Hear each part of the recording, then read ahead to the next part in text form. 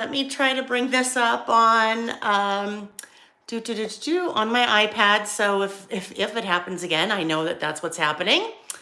Everyone's going to cross their fingers, and we're going to collectively hope that we're good. All right. Let me see. Oh, I can see us there. Okay. Whew, okay. Yep, it just took me a minute.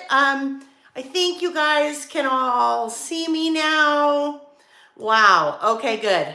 Holy moly. Okay, you guys, so the one thing that I did not do, I did not hop into the Facebook group and let anyone know that that's what had happened. So if someone would just hop over to the Facebook group and say we had technical difficulties and that there is a new link to class and it is in the description of the video for the first class. If you wouldn't mind doing that, I would sure appreciate it. If it is fuzzy, go ahead and refresh. And we're gonna cross our fingers. Now, let me do one thing here real quick, because the fuzzy actually could be, it could be me. Is that better? Oh, heavens.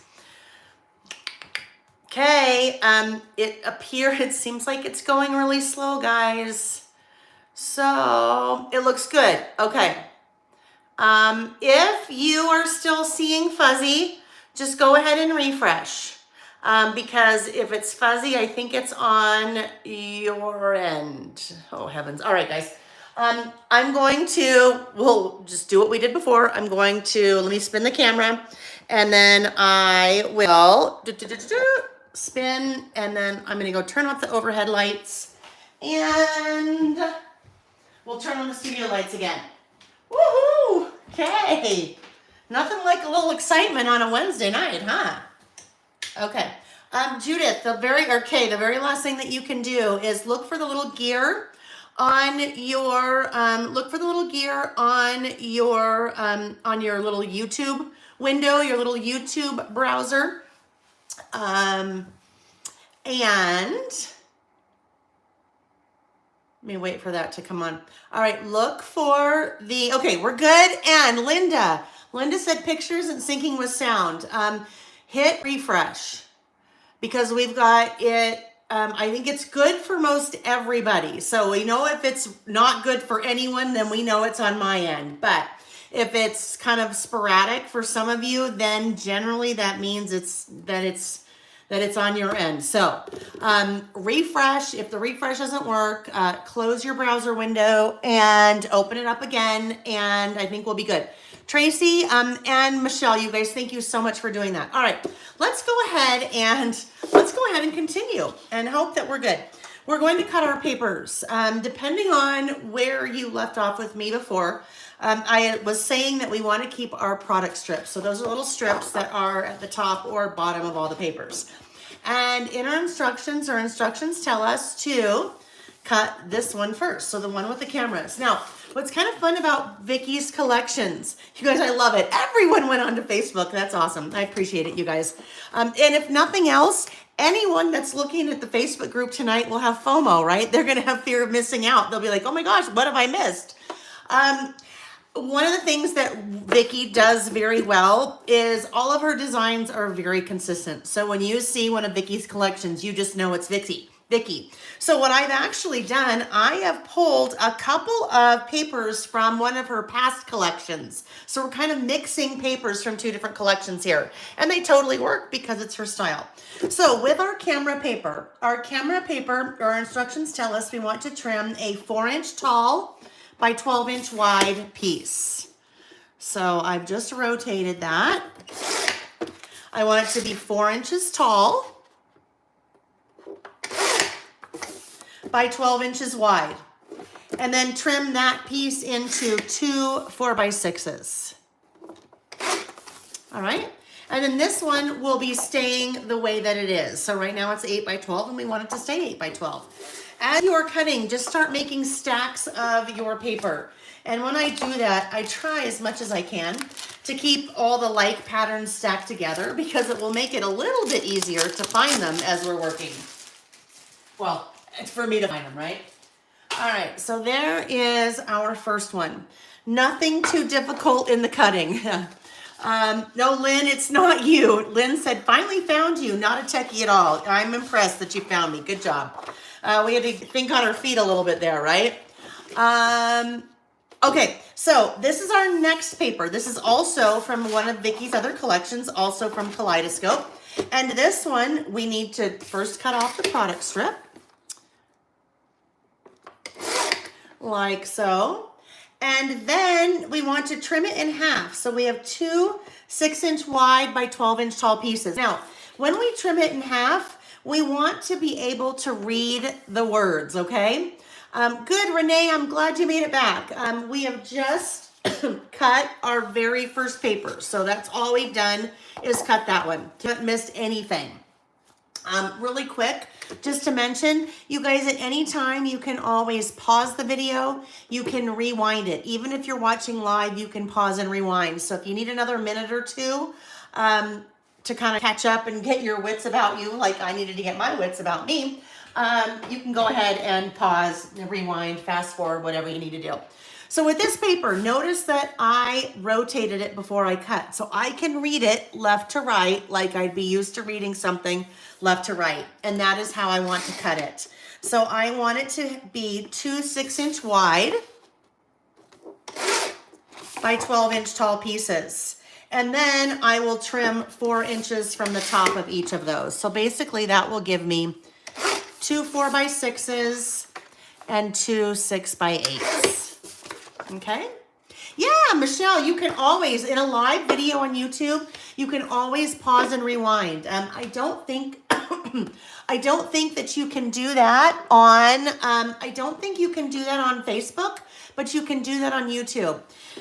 So Tracy said she's buffering. Tracy, I don't want to be mean, but I hope you're the only one. You guys pipe up and tell me if anyone else is buffering. Or actually tell me if anyone else isn't. Just give me a status. Let me know what's happening with you guys. What we may be experiencing, you guys, Tracy, try to refresh. And if that doesn't work, close your window and open up another one. What we may be experiencing, we may be experiencing some really weird internet issues that are happening in different parts of the country. And Tracy, I don't know where you are, but we could be on the same internet service provider or whatever's going on. All right, so I hope it's okay. Next up is this, I've called this notebook paper. So it kind of looks a little bit like notebook paper up there. We want to come in and trim off our product strip. Then we're going to cut this one the exact same way that we just cut this paper. So we want to cut it in half. So we have two 6-inch wide by 12-inch tall pieces. All right. And then we want to cut two 4x6s. We want to make sure that we're cutting the two 4x6s from the top. We want to maintain that nice, beautiful pattern there. We don't want to cut part of that off. So as we cut our 4x6s, we're cutting those 4x6s from the top of each of those pieces. Like so. All right, we have two papers left, and these are just as you would expect to cut them. We are going to cut each of these papers into their individual pieces. So this one has 4, 8, 12 cards. We're going to cut apart each of those 12 cards. And that'll give us a chance to kind of relax a little bit. That is the most difficult. Basically, the cutting that we did up until this point is the most difficult cutting that we're doing. There's no reason for us to get all stressed out at the very beginning when it comes to cutting. I've been teaching for lots and lots of years, and one of the things I learned really early on is the easier that I can make the cuts of the paper for you, the easier it is for me, right? So no one's stressed about getting those cuts right. The cuts are pretty simple.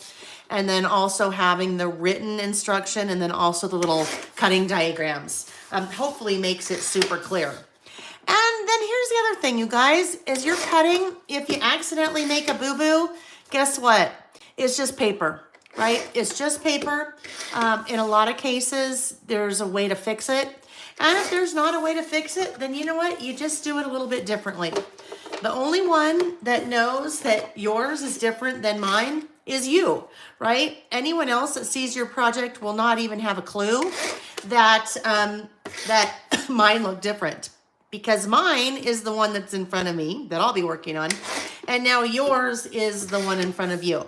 And I also say that because, and this especially happens when I'm teaching in person. I don't know that I've ever seen this happen when I'm teaching virtually like this, but when I'm teaching in person, and I'm just now going to this paper and we're cutting 2, 4, 6 individual pieces.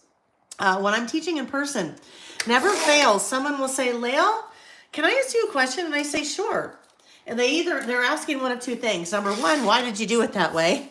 Sometimes I have an answer, sometimes I don't. But the other question is it okay if I? And I'm like, oh my gosh, is it okay if I? Say, I need to have you come home with me, because if my husband and kids only said, hey, is it okay if I? No, I mean, they're pretty good, but you know what I mean. Your project is in front of you. So if you want to switch something up and I use the front of something and you like the back of it rather than the front, then you should absolutely do what makes you happy. Yes, you do you. Your project will have character. Exactly. Your project will have character if it's a little bit different than mine. All right. So there we go. It's not wrong. It's just different. Okay. We have our pieces cut. And now we are ready to go back to the front of our instructions. We have other paper that we'll be working with, right? We'll also be working with the paper in the 6x8 pad. So Vicky's pads have 24 sheets, and there are 2 sheets each of 12 different designs. Every American Craft, every sub-brand under American Crafts brands does a little bit differently. But Vicky does 2 sheets each of 12 different designs. So all of our papers are double-sided. As we're working with the papers, there will be a couple of times that we will be using the top strips. So the top strips are these little pieces up at the top, and your papers are perforated. So that top strip will actually separate from the main part of the paper. So as we're using them, just save those little top strips. There are a few that we will use. Oh, let me just put that little sticker back on, because now it's sticky on the piece that I just pulled off. I don't want that. That's going to get sticky all over everything I'm doing. I thought he was being all smart by getting that little sticky thing off. So hang on. Let me just put that back. Okay. Let's remove my trimmer. Don't let your trimmer get too far, because we'll need it again in a bit. Let's start with our book. If you haven't already opened your book, go ahead and open it. As you open it, I want you to make sure that your pages are starting out by opening on the left. So you can see this one opens on the left and it opens up towards the right. So if your book is not doing that, if it doesn't open until you turn the page, then your book is upside down. And it's just upside down based on how we're going to work with it. There's not really a right side up or a wrong side up with these books. But the way that we're going to work on it, I want you to make sure that all of your pages are opening this way, okay? In your kits, you have a yard of ribbon. It's kind of this really fun sheer ribbon. What I have done with this ribbon is I have wound it around the front and the back so you can still see it on the spine. And I want to get it so it's about equal length, and you have plenty of room here. This is the only spot where we're using the ribbon. You will be using that ribbon to tie your book closed once you are done. So we just want to secure that ribbon in really 2 spots so that it's not going to move around. Once we adhere our pieces to the cover, that will help to secure it, but I want to make sure that we just give it a little bit more security so it doesn't move around a lot. So I want you to take either some liquid adhesive, or you could even take your tape runner. And we just want to put a little bit of liquid adhesive or your tape runner right there. And this, the ribbon is very sheer. So when you do that and then press down on it, if you're using liquid adhesive, you're going to end up with a little tiny bit of liquid adhesive on your fingers. So what I want to do now, I'm going to turn my instructions over. When I turn the book over, because that is sheer, that my little liquid adhesive might come out a little bit on my project or on my table. So I want to just put my instructions there. So if any kind of comes out, then it won't get my work surface all gluey or dirty. And then we'll put a little bit more right there. So I don't need much. This ribbon is super sheer, so that is enough to just kind of tack it in place so it's not going to move around on us while we are getting the rest of our cover put together. And then if you did that like I did, you should just be able to kind of roll your fingers and get, if you're using liquid adhesive, just that liquid adhesive kind of off your fingers. Kind of like when we were little kids. Well, I don't know, when I was a little kid and you'd take the Elmer's glue and you'd put it all over your hand and let it dry and then you'd peel it. Kind of like that, but not really. Oh, golly. Okay. There we go. So that will tack it in place. As we start to work on our cover, what I want us to do, we are going to build everything that's going on the cover off of the cover. So we're going to do that on our work surface, and then we will adhere that to our cover. It will make it a little bit easier, especially because right now, since there's nothing in it, it is slanted. It's going to make it a little bit easier for us to work on it if we work on it here and then adhere it there. Those of you that attend my Saturday YouTube sessions, that's what I do a lot.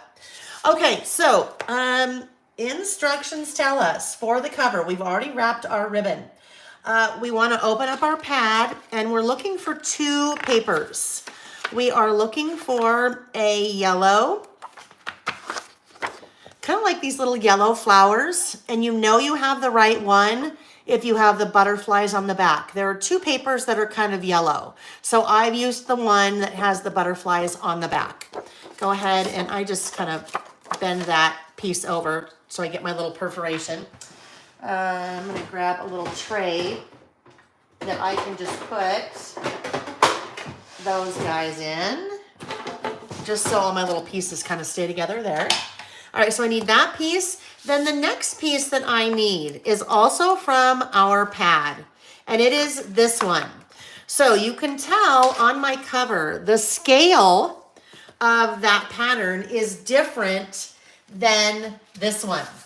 This is the one that we cut out of the 12 by 12 paper. We are not using that for the cover. You can tell, right? Because it's just would pretty much take up the whole cover. We actually use that on the back. So we want that paper from our pad. So we have those 2 papers.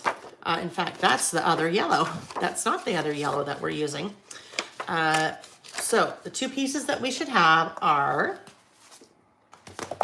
these 2. So we are going to, that will be the base that is going on our cover, but we're going to build it off to the side. And this will go on top. But right now, these are the same size.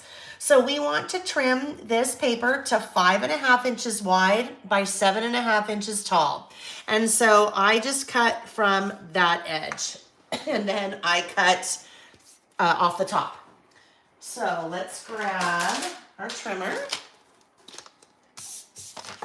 5.5 inches wide, so I want to cut my width first. There's my 5.5 inches wide by 7.5 tall. So I'm cutting that half off of the top, so I don't cut into any of that pretty flower along the bottom.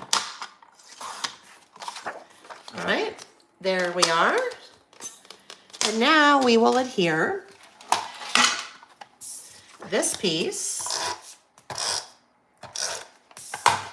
to the center of that piece. Like so. Are we still good? I think I'm not hearing anything. I'm not reading anything in the chat. I think you guys are all busy working away. I think we still have everybody here. So I was going to say unless I hear differently, but I probably wouldn't hear anything differently because, okay, good. Thank you, Ella. I wouldn't hear anything different because no one would be here. All right. Next up, we are going to adhere. the Life in Photos and the Rainbow Heart stickers. So those are coming from our puffy stickers or our thickers. So you have 2 sheets of those, and Life in Photos is right up here. What I'm going to suggest that we do actually, why don't we do this? Why don't we start at the bottom and build our way up? Just sometimes what I'll see happen is you don't necessarily have a good reference point for where to start. For example, your title there, and then you get to the bottom and figure out that you've run out of room. So let's do that first. Let's go ahead and go to our sticker book, and we want one of these 3 gold label stickers. And it looks like one is a kind of a pink grid, one is a yellow grid, one is a blue grid. It doesn't really matter, but I used the one with the yellow grid. No words on it. That's a second sticker that we are adding. So it's just a plain sticker just like that. The stickers in the sticker book are really fun because they have gold foil accents on them. So we need that guy, and then we'll actually also take one of these, the one that says Capture the Moments. Now, if you would like to use a different title on your cover, then you should knock yourself out and use a different title. And that goes either for this one or even for that one, or both, all right? So let's go ahead and take Capture the Moments, and Capture the Moments is going to sit right about there. And then I am cutting off right about there. I want my sticker to bleed off the edge. So I have placed that. It is about 3/4 of an inch from the bottom. So about 3/4 of an inch from the bottom. Right like so. And then we can build from there. So from there, then we'll start doing our title above that to make sure that we have enough room. Okie dokies.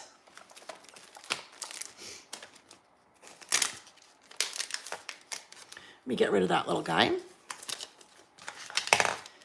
So Life in Photos, I will build my way up. So I'm going to grab Photos first. And I want to be gentle with that. They are plastic. I don't know what that material is, plastic something or other, but we don't want them to rip when we pull them off. So just be gentle as you're pulling that off. And I'm taking out the little inside parts. Oh, when things got all crazy, I must have moved my garbage can. So let me bring that back in. Yeah, I don't know what we had going before. That was just weird. All right. So Photos will go right about there. And then In will go above that. I'm going to grab my little tweezers here. It makes it a little bit easier, especially when they're smaller like that. There's In. And then here is Life. Whoopsie. We have Ife with an L. Ife with an L. It's like Gale with an L, but Lael. Ife with an L. Actually, I'm going to move that over a little bit, I think.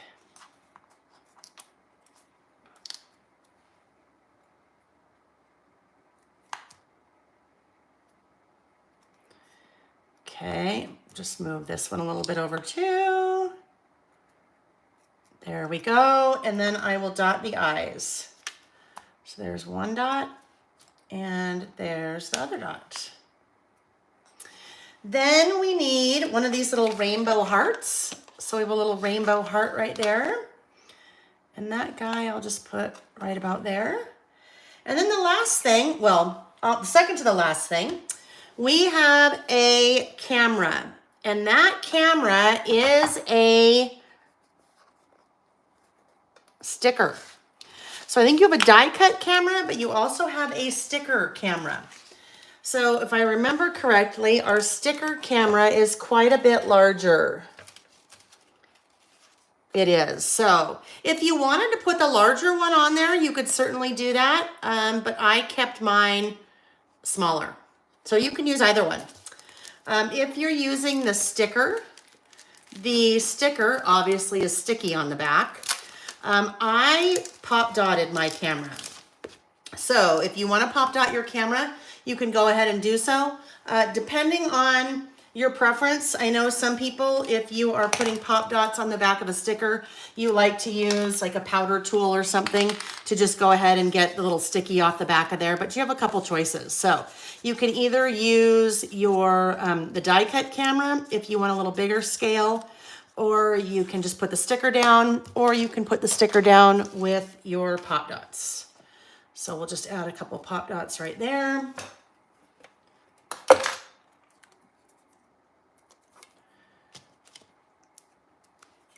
And we'll get that on and call it good.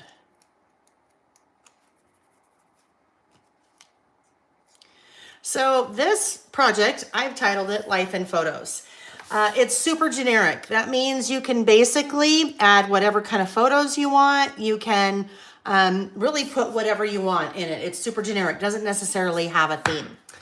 All right, last up for the cover is this guy, this die cut.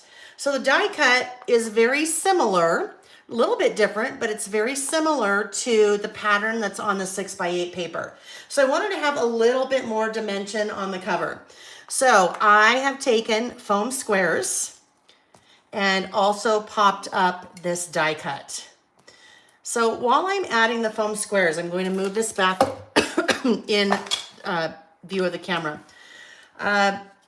If you haven't done many projects with me before in the past, as you look at those two, you may notice the one on the right is a little bit different in that I have taken a black pen. I don't know where my larger, before things got all crazy. Oh, here they are. Go much faster if I pull out my larger pop dots. Oh, I take a black pen and I outline. And that's what you have right there. You see that I have outlined. It's actually really inlined, I guess, because it's within the inside perimeter of that kind of notebook paper. And I do that just well, I don't know why. I've done it probably for 15 years. It's just something that I've done for a really long time. And now it looks really weird to me if I don't do it. So let's go ahead and just move this around a tad. And it's not meant to match up exactly because the artwork is a little bit different. So if you're trying to get that oriented so it lines up exactly, it won't line up exactly. So we just wanted to give a little bit more dimension so it doesn't look so flat. Ella said the cover is what sold me on this album. The whole collection is just, it is stunning. So I'm glad that you like it, Ella.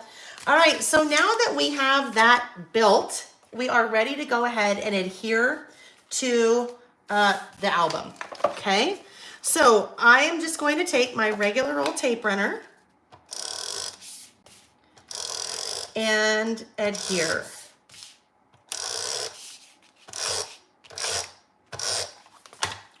And I'm going right over the ribbon, right?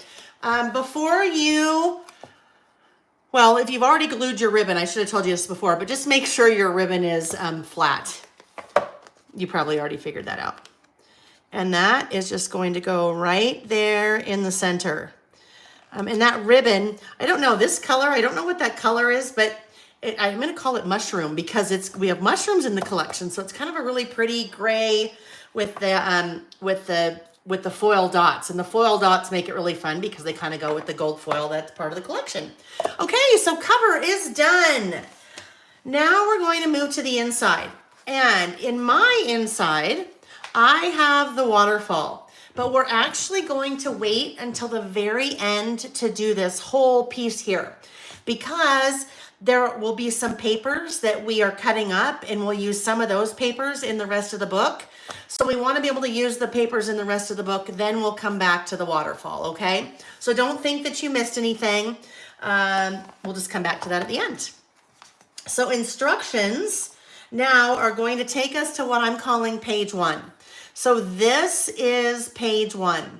And as I mentioned when we got started, there will be one case where our book does not open the way that it comes. So we might as well just fix that right now. So the first page is correct. We want it to work that way.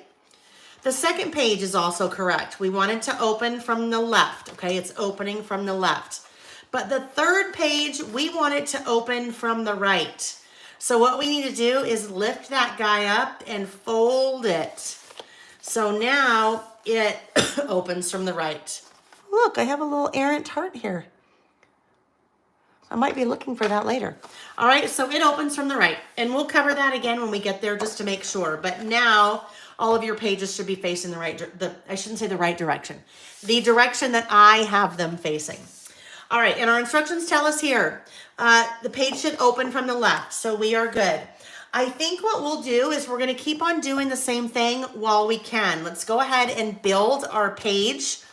Let's get it all built, and then we'll go ahead and adhere it. That'll make it a little bit easier for us to work, I think. So what we want to do, we want to adhere the 6x8 yellow leaves. Now this one is a little bit hard to tell because there's our yellow leaf, okay? Our yellow leaf, that is going to be the base. So let's go ahead and grab that yellow leaf. And I happen to know the yellow leaf is the back side of that paper we just used on the cover. So this is the one that we want. That is our yellow leaf. Go ahead and pull that product strip off the top. And that is our base. I probably should have said this earlier. Those of you that are watching the replay, let me have a quick sip of water here. Those of you that are watching the replay, just be glad you didn't have to go through that whole first 20 minutes with us. The email that I sent you that you'll probably receive at some point told you to skip the first one. So apologize for any issues there. All right, so there we go. That is our base. Now we need to take 4 cards, the flowers and the clipboard cards. So those would come from the pieces that we cut. Let's go back to our little 3x4s and grab those 4 cards that we need. They're either coming from here. I think 2 come from here, and I actually think 2 are coming from one of the 6x8 papers in our book. So we need the clipboard, we need the butterflies, we need kind of that green library card, and then we need the flower. So let's see. Oh, there's, nope, wrong butterflies.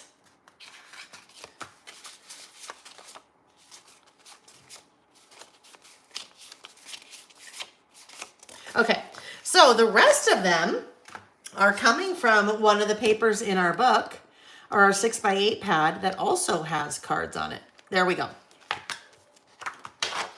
So let's get that guy, and we'll pull our trimmer out again, and we'll cut those 4 cards.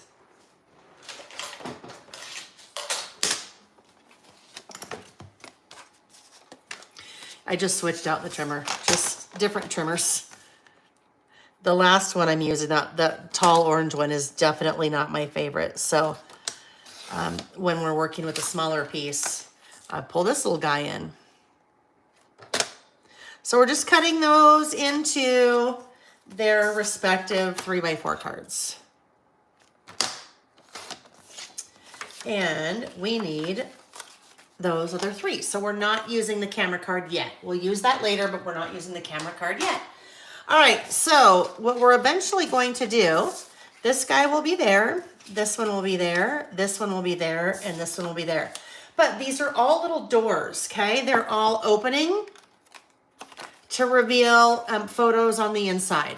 And as we get going, when you start seeing white blocks like this, the white blocks are meant to represent photos. So you will not have white blocks in your kits. Those are just for you to see in the project and the instructions where I am planning on putting photos. So we need to make 4 little doors. And the doors on the right hinge on the right and open on the left. The doors on the left hinge on the left and open on the right. So we get a nice little center there. So let's go ahead and take our bone folder or our scoreboard. So for this first score that I'm going to do, I will show you how you can score with your trimmer if you do not have a scoreboard. After that, I'm going to use my scoreboard because that's what I prefer. If you have a trimmer, it doesn't have to be a Fiskars brand. It can be any brand, but if you have a trimmer that has a little blade that travels down a little valley like that, right? My little blade is traveling down a little groove, and that's what cuts, right? So there's my little groove. Well, the little groove on your trimmer like that is really no different than all the little grooves on your scoreboard. So if you don't have a scoreboard, or if you're somewhere, someone said, I don't remember who it was, that's in a hotel. So maybe she didn't want to take her whole big scoreboard with her, but she obviously has to have her trimmer. So whatever it is, if you don't have a scoreboard or don't want to bring it with you or use it, you can use that little valley. So what I want to do on these 4 cards, I need to score them. My 2 cards that are on the right, I want to score a 1/2 inch from the right edge of each card. So there we go. There's my 1/2 inch. Now when you're scoring, there's a really fine line between scoring and cutting or tearing, right? So just be gentle when you're doing that. We're basically just making a crease at that 1/2 inch mark so that our doors will open. Okay, so there are those 2. Those are our cards on the right. Now these 2 cards are the cards on the left, and they are doors that open or hinge on the left. So it's basically when we are scoring, we're creating little hinges. So I've just rotated this, I turned it upside down so that I am scoring on the left edge of that card, all right? So that one can now open. And I'm going to do the same thing with this guy. I turned it upside down and scoring along that edge. And I pick 1/2 inch because I like to either use a tape runner or I like to use 1/4 inch double-sided tape. In this case, you can use whichever one you'd like. If you're using a tape runner, 1/2 inch makes it really easy. Your 1/2 inch score makes it really easy because your tape runner, at least the one I'm using, is not quite as wide as a 1/2 inch. So it makes it really easy to work with. Get my little tape in there, my little adhesive in there. So I'm just turning those over and, excuse me, scoring them along, I'm applying my adhesive along those scored edges. Like so. Now this again is the base. And this I am going to adhere to my page when we're done. So when we look at the instructions or when we look at the sample, try to get this in here so you guys can see it. I have the butterfly card and the library card. And those are going right along the edge of the right edge of that piece. Oh, you know what? Hang on. No, we're good. Never mind. I haven't been paying attention to my instructions, and sometimes if I don't do that, I can get us into trouble. I want you to, I'm going to make this guy just a little bit taller than the yellow. Just a tad bit taller than the yellow. I don't know, maybe like 1/8 of an inch. Just a teeny bit, so I don't have to cut off any of this card in order for it to fit.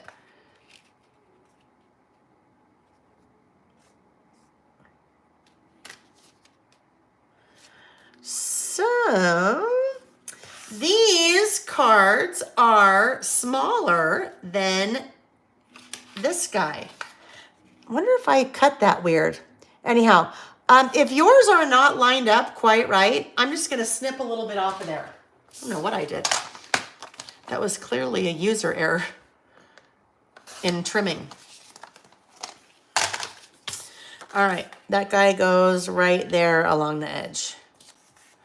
Okay, next up we have this guy. And this guy will go right there. I'm going to just turn this upside down. It's easier for me to do it this way if I turn it upside down. Wow, you guys, I'd fail. I fail big time right now in how I cut those cards. I don't know what I did. But I did not cut them well. I'm sure yours will line up. Wow, just maybe I need to go back to how to use a trimmer 101 because I did something weird there.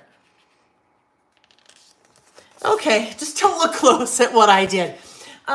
Michelle, if yours were off a little bit too, it may be, I don't know why. Then if it's not, maybe it's just you and I, or if it's everyone, then it may be the paper. Not sure what happened there. Anyhow, so there are our little doors, all right? There's a door, there's a door, there's a door, and there's a door. When you are done, Beach Gal, okay, right. So then it's something with the paper. If you need to trim those or modify it a little bit, feel free to do so.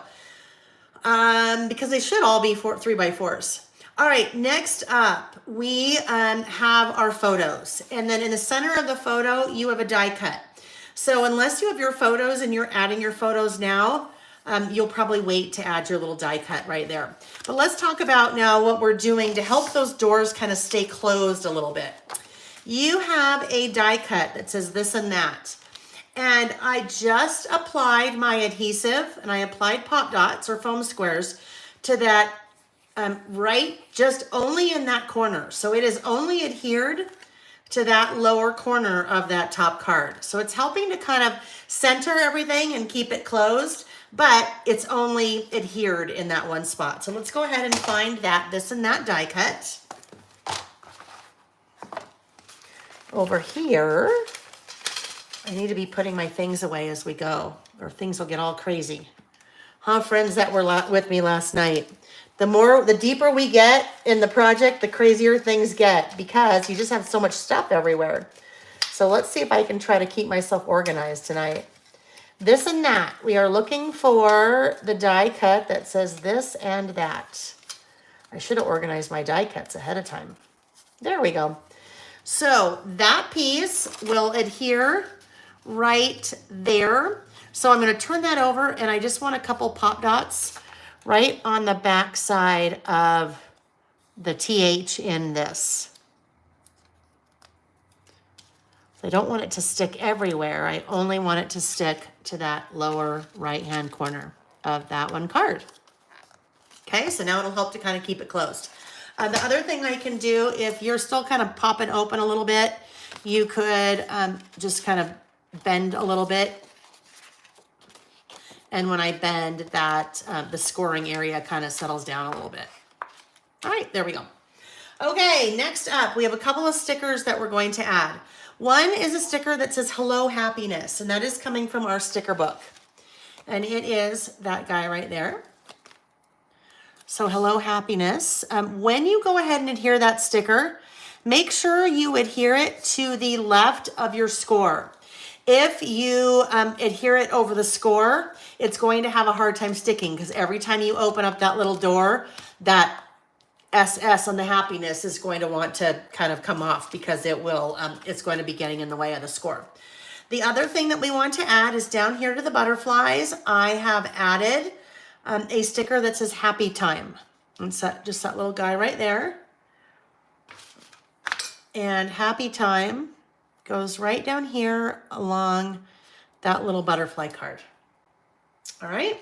So that guy is ready to go. If you are outlining, I will not be outlining it all during class just because that takes a little bit longer. But if you are outlining and you want to outline now, you could go ahead and pause the video and outline. If not, you can definitely, with this project, you can do your outlining later. I think what I'm going to do, I'm even, except up here at the top, just to even that up, I'm going to trim off a little bit of my top there.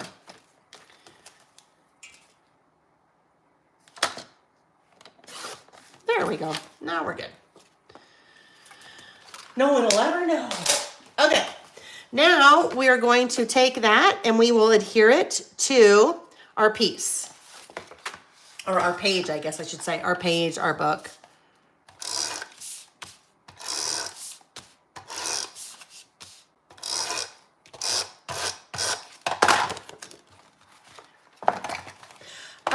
If you guys, especially as it starts to get later, and those of you that are East Coast, and I know we have some in other parts of the world as well. As it gets later, if you are watching live, don't feel bad if you peel off. And if you want to say goodbye, you can, but don't feel like you have to say goodbye because I won't know that you peel off. But just know that at any time you can come back and pick up the video again. This video, you can watch it as many times as you want. It won't go away as long as YouTube's around. It won't go away. But you will not see the video on my YouTube channel because it is not a public video for anyone to access. So you'll just need to keep hold of that little link that I sent you, or the new link. Yeah. All right. So now we need to open that door, and we're going to work on the inside. So let's take a look. I got the hiccups. Let's take a look at what's happening here. We have two things, right? We have two things going on, but there's actually two more things going on. So we have a little door that opens here and another door that opens here. All right. So we need to first go to our 6x8 pad, and we're going to pull out 4 papers. Actually, we're pulling out 3 papers because that one is one of the 6x8s that we cut from the 12x12. Okay, so that's one of your papers. Then we have, let's see what I say. Let's open up.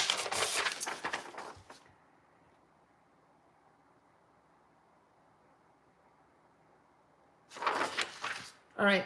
6x8 pad. We're going to get the 4 papers out, and then we'll go back to our instructions. So I follow what I told us to do instead of doing it rogue. All right. So this one that we need is that kind of pink grid or graph paper.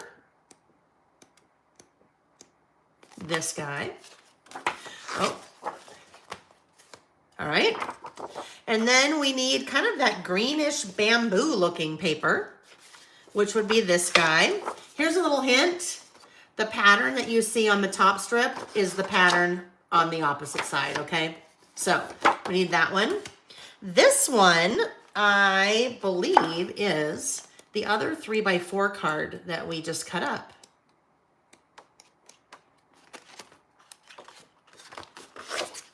That guy.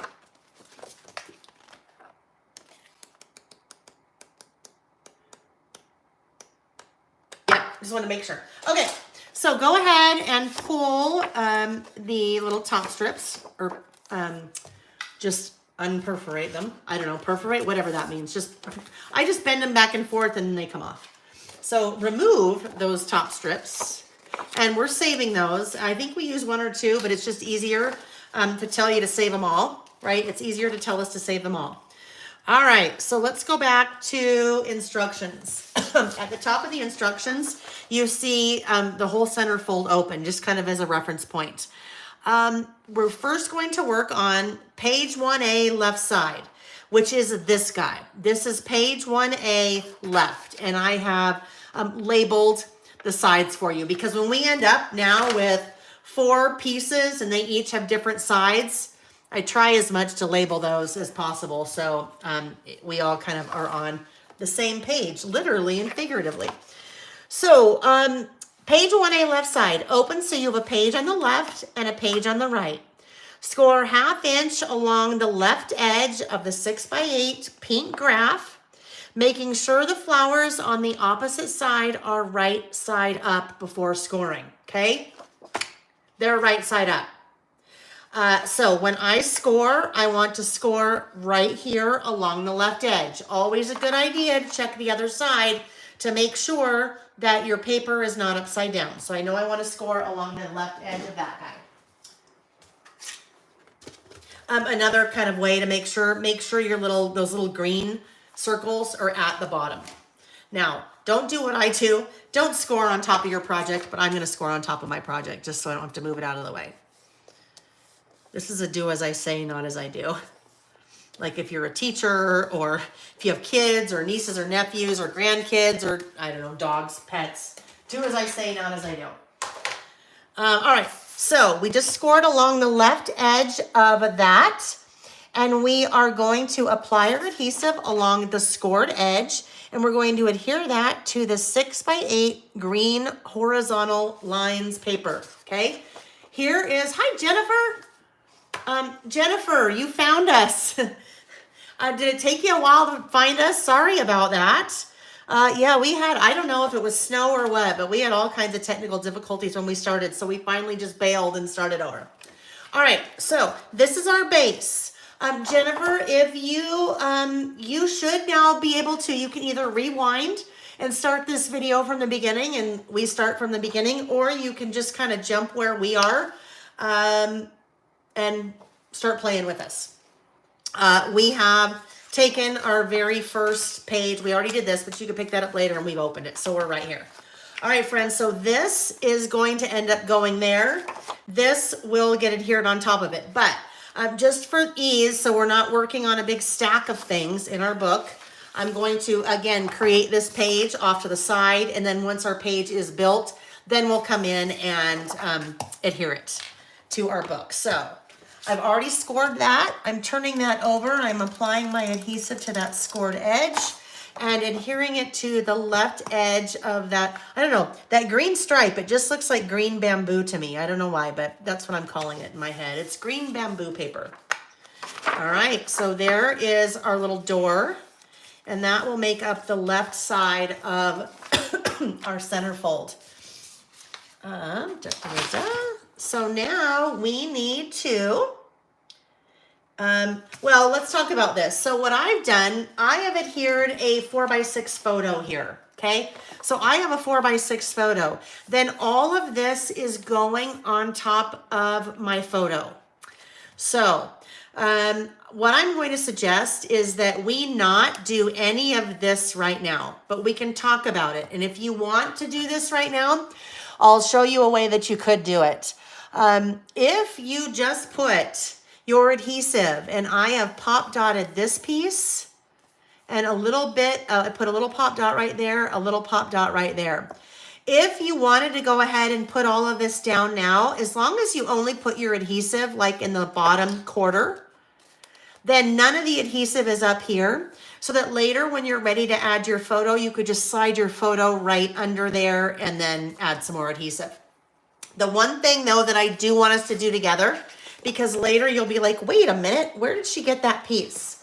Our instructions tell us you have a little yellow strip right there, right here. This little yellow accent strip is one of our top strips, okay? It is this little yellow top strip. Mimi, enjoy your Western swing dancing, line dancing. That sounds so fun. I'm jealous, although I'm very glad to be here, but I'll be jealous of you line dancing as well. All right, so this piece is going to just go right there along the bottom. So I will go ahead and do that right now, so later I'm not like, what did I do with that, if I happen to get all of my little papers mixed up when I'm finishing. So that guy will be, it looks like it's about 3/4 of an inch from the bottom. And then you'll be strategically placing those die cuts so it covers up that little hole. So I like to save those top strips. Those top strips are like the perfect accent strip, especially here where there's a lot of pink going on. But if I pull in a little bit of yellow from that little pod, and a little bit of yellow from that flower, and a little bit of yellow here, I didn't even have to use any of my full-size paper to get that yellow. I just used one of those little top strips. All right, so now let's see what I'm telling us to do next. Page 1A, left side open. So that is this. If this is page 1A left side, this is page 1A left side open. And on that one, that is actually going to be another skip. The first page. So Renee, when you say first page, do you mean this guy? I think you mean that one, right? There we go. And then this is what is happening when we go right here.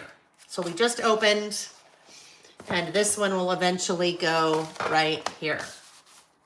And actually, I'm going to go ahead and stick it down now because there is nothing more that we're going to do on the inside together in class because you are adding a photo. So then what follows? So we're right here.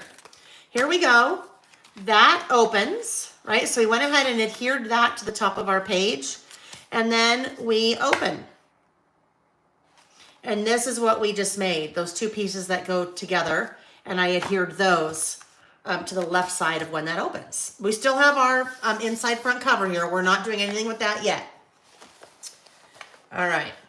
So now when I open this piece up, I really don't necessarily have anything to do right now. I have put a 4x6 photo right here. And then I've added a little die cut, a little daisy die cut on top of that photo. I've used a title there that says remember. But what I'm going to suggest is that you wait to put this title on until you put your photo, because you may be putting a 4x6 photo here, but that's a whole big space. You may decide instead of one 4x6 that you want to do something like this, where you have two larger photos. Well, not larger, they're smaller, but they're bigger than a 4x6. So I'm not going to do anything right now on this left page. It is just going to stay like that. It's going to stay naked. This page is also going to stay naked because I have, again, added two photos. So you have lots of choices here in terms of how you want to decorate these pages after you add your photos. Because I've added two photos and then a sticker there that says fill your life with joy and a sticker here that says stay curious. And your instructions, you guys, will show you all of this. You can see there, you're seeing the exact same thing that I'm seeing, but we're gonna leave those as is for now. So now what we want to do is focus on this side, what we have opposite of our little pink graph paper. So we're basically going to do the exact same thing again. We're going to create a little door. And the base of our door is this blue. And then this is the front of our door with the leaves. We want to make sure when we open this door that our words are facing the right direction, right? We don't want our words to be upside down when we open the door. So what I'm going to suggest that we do, we're scoring along the right edge of the leaf paper, or if it's easier, so we make sure our words are facing the correct direction, if we score along the left edge of the words paper, that way we make sure that we have our words facing the correct direction. So that's what I'm going to do. I've turned that and I'm going to score along the left edge. And I want to do 1/2 inch along that left edge. And then I'll keep it that way when I apply my adhesive along that scored edge.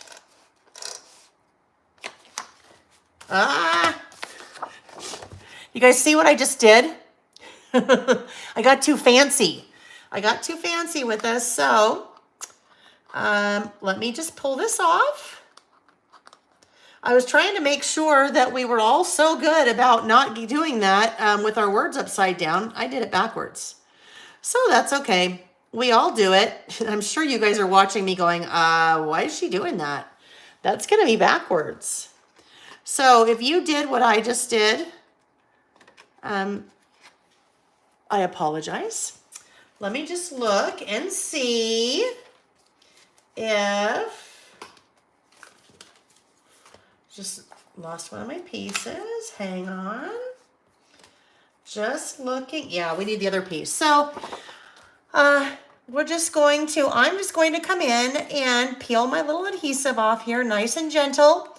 If you have put yourself in a position, or if I put you in a position where you are not able to do that, here is a workaround. If you've already put adhesive on there and you're kind of stuck, you can't get that off, what you can do is take one of your word strips, or not one of your word strips. You can take one of your strips, but not this one, because I'm already doing this. Yeah, I just did that, Jessie. I am not taking this strip because we're going to use this strip later, but you could take any of these other strips and put it along that edge. So if you can't get your adhesive off, because I just told you to do it the wrong way, you could just go ahead and cut this word or this product strip, put it right there along that edge, and you'll just have a nice little decorative edge. So this is what it should look like. Okay, but if you just did what I did and put your adhesive along there and you can't get it off, take this product strip and put it right there, and then you'll just have a nice little product strip. Actually, hang on. Speaking of product strips, where's that product strip? Oh, I don't think that'll work. Because it will be facing a different direction. Oh, you know what you could do? Well, you have some choices, okay? You could do this guy right along there. You could do this one right along there. This could be really pretty right along there, because then it kind of ties in with that. In fact, that's what I'm going to do. I'm just going to go ahead and do that. So I'm doing it different now. This is how our example looks, okay? Our example does not have this, but since I just did that the wrong way, I'm going to make the best of it and use one of our product strips to kind of have a fun little accent there. And that's a great example of how you can fix something if you've done something wrong. So guess what? I did that on purpose. Just kidding, I didn't. But I can say I did, right? I did it on purpose so we could walk through an example of how you take a mistake and make it better. All right, there's my 1/2 inch. Now I'm scoring on the proper side. Jeez Louise. Jeez Louise, Lael. All right, now we turn this over. Now we put it like that. And now we're going to adhere it to this edge. I'm just going to rotate that because I'm right-handed. It's a little bit easier if I do it that way. All right, there we go. Now I will take this piece and I'm going to adhere it right there. And actually, that's kind of a happy accident, because let me get this adhered. Because when we come back and you add your photo and you are, let's see how I can show this. When you add your photo and then you're adding this die cut piece, that part of the flower now coordinates really well with that little strip along that side. Okay. So in terms of finishing what we have going on right here, basically, I've added 2 photos, and because we're not doing photos right now, I am not going to do anything on this page. But I've added 2 photos, then I've taken these really cute little clipboard stickers and adhered them to the top of each of the photos. So those little clipboard stickers are, there's not clipboard, but little clip stickers. It's like they're holding our photos in place. And then I put a little bird die cut and then a sticker that says, "Go after your dreams." So yes, Tracy, happy little accident. Like I said, there's not much that we can't figure out a way to fix. And sometimes it fixes well like that. So your instructions tell you to add those things. It tell you exactly what to add. And then you also have the photos, so you know what to do. We will also be now not doing anything on our other inside of our centerfold, because I have another photo with a die cut. So basically that entire centerfold, we have the structure built. You guys will come in later, add your photos, and then do a little bit of decorating on top of those photos when you're done. And now we turn that page. Close it and close it again and close it again. So if you ever work with these books again, we had one single page, right? We just basically had that one front page that opened. But now we've created space We've created more space. I could even add photos to these little doors if I wanted. And then instead of just having 2 pages here, we've turned 2 pages into 4 pages just by creating little doors with our 6x8 paper. So you can really, and in fact, you know what, if you wanted, you could even keep going. If you had more paper, you could just, this could keep on going and going and going. You would just do that same exact treatment. You'd take another piece of paper, you'd score it 1/2 inch from the left edge, you'd adhere it right here, and it would open again. So your doors could just keep on going. The nice thing about these albums is they're really pretty. The spines are pretty thick. So you have room for a lot more stuff on the inside. Okay, there we go. Now we are ready for this guy. We are at the top of page 3 in our instructions. So we are right here. And this is what we will be doing. We are creating 2 more doors out of 6x8 paper, and then we'll be adhering those doors to our second piece of board paper, all right? So our doors, these are Dutch doors, right? So a Dutch door, they can both be closed together. The top can open and the bottom can stay closed. And I think a Dutch door, I'm not sure if this really works with a Dutch door, but you could, well, I know you can have them both open together, but you could even, with a little bit of work, have the top closed and the door open. Maybe that's just if you want the dog to be able to come in and out or something. I don't know. All right, so let's go ahead and make that. At the top of page 3 of our instructions, and we're on page 2, that is page 2, we want to trim 1/4 inch from the left and right edges of the camera and the notes 4x6 cards. So these 2 cards, camera and notes. So let's go ahead and grab those from our stack of things that we had cut earlier.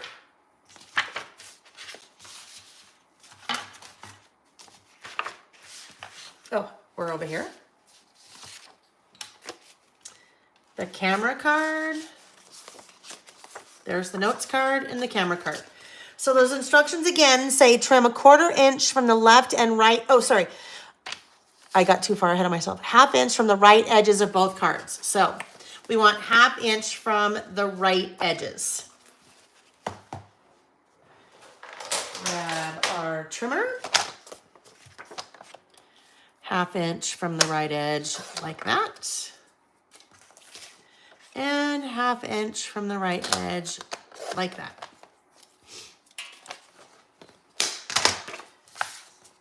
These will then adhere like this and then like this. All right. So let's turn these over and let's score 1/2 inch from the right edges of both cards and apply our adhesive to the scored edges. 1/2 inch from the right edge of both cards.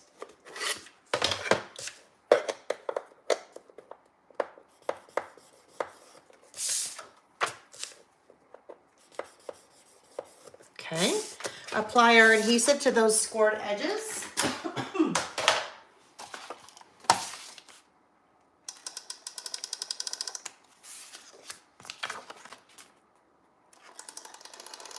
And we're going to adhere those to the left edge of our words paper, making sure that your words are not upside down. So we do the camera card on top.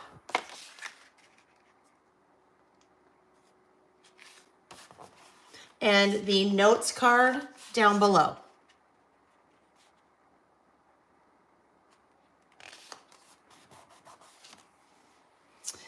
Now we want to trim 1/4 inch from the left and right sides of the 6x8 circles paper. So 6x8 circles paper.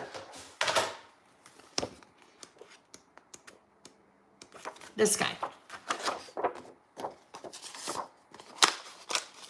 Trim 1/4 inch from the left and right sides.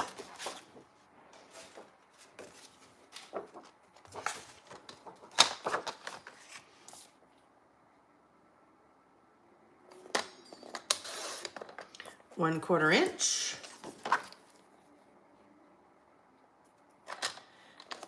And 1/4 inch. And I did one from each side just so we didn't have one of our circles just really much smaller than the other. So if you're wondering why I did that.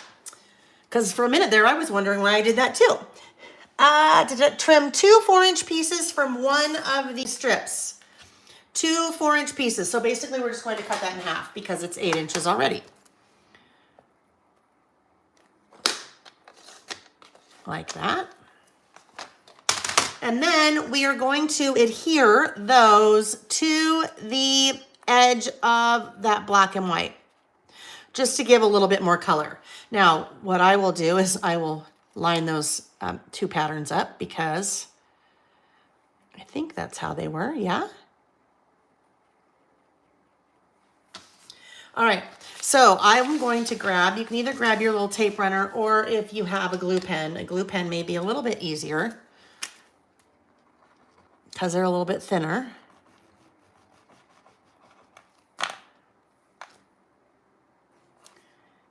Right there along the edge. That was a really easy way to add, because there's just a lot of black and white and it's beautiful, but we need all the color. So that's a way that we can just take a little bit of paper just by adding a little bit of pattern there. Oh, it doesn't matter after.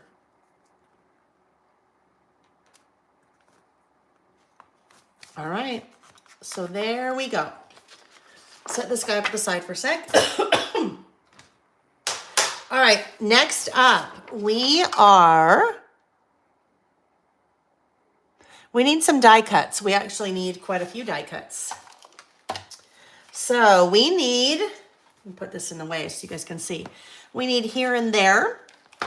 We need 2 dragonflies, a butterfly, and then that kind of gold leafy piece.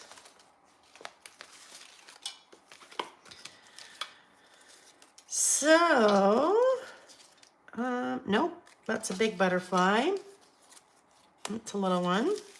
Okay, dragonfly. Now, if you're looking at this and you're like, yeah, you know what? Dragonflies aren't really my thing, or butterflies aren't really my thing. Then hold off, because when we are done, you will have lots of die cuts left over. So if you're not quite sure, you're like, ooh, I don't really want to use all of those things, but I might want to use some of them, and I don't know what else we're going to use.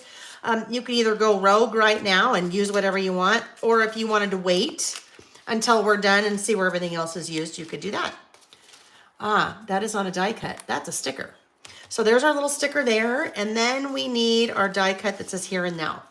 Here and there, not here and now. And that little butterfly is a die cut also. There we go. Get those back off to the side. So what I've done, because both of these doors need to open independently of each other, right? Kind of like when we did this first little piece right here. We didn't want to lock the door. We just kind of wanted to help the door stay closed, right? We just want to kind of help the door stay closed. So we're going to do the same thing here. We're going to help our door stay closed. We're going to take the here and there die cut and just put our foam stickers behind the part that says here and the part that says and, so that underneath the there will not be sticking to anything. So let's go ahead and get that done. Right there. Where's my bigger pop dots? Oh, here we go. Yes, the ruled ledger style pages make me happy too. Yes, for sure. I love them. Love them, love them, love them. And you know what's nice about it too is they're a really good balance. There's a lot of pattern and a lot of color in this collection, which makes it so beautiful. But it's nice when you have a lot of pattern and a lot of color going on to have some things that kind of help to tone it down a little bit, like the ledger pieces. All right, so this guy will go right about there. So basically my T is on the line between the two pieces, all right? And it's just an arbitrary place to put it, but that's where I put mine. So my T in the word there is kind of separating the two cards.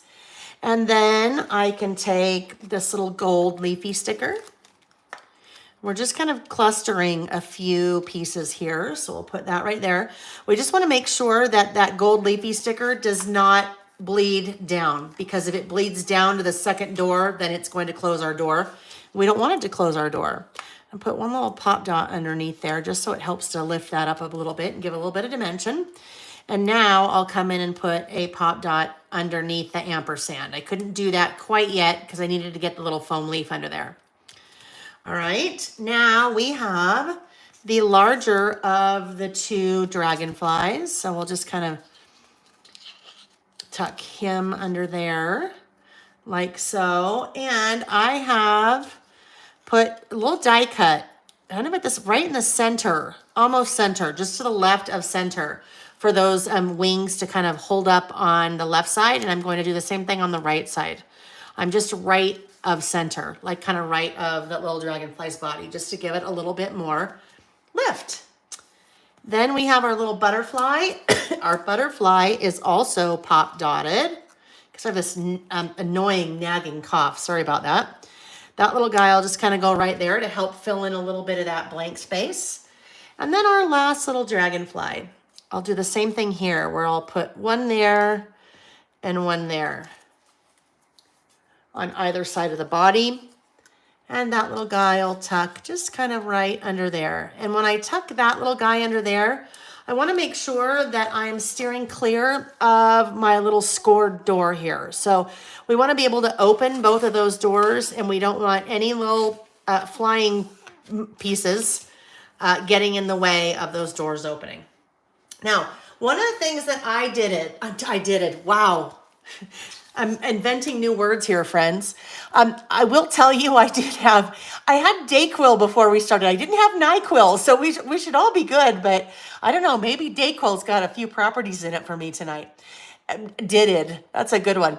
Anyway, I did add, that is what I meant to say, did add, and I think I just made a contraction, I did add some little colored dots to the center of some of those flowers. And those little colored dots are coming from your thicker sticker sheet. So you have kind of all these little colored dots. And I thought that would be kind of a nice way, and I will probably continue to add some more once I'm done. A nice way to add a little bit more color to all of the black and white on the flowers. So if you'd like to do that, you can do that later. All right, let's open up these doors and see what we have. As we open up, room for 2 more photos here. So I've added 2 photos. Yes, it's a new layolism. That's right, Tracy, did it. 2 photos there. And then the only thing I did here, I just added a little sticker here that says make today count. I put it over the notes. So with that, let's see where we find that. With that over the notes, you can, if you like to journal, even if you don't like to journal, I say get over yourself and do it anyway. No, you do what you want. You do you. But that is a great place to add a little bit of journaling if you'd like.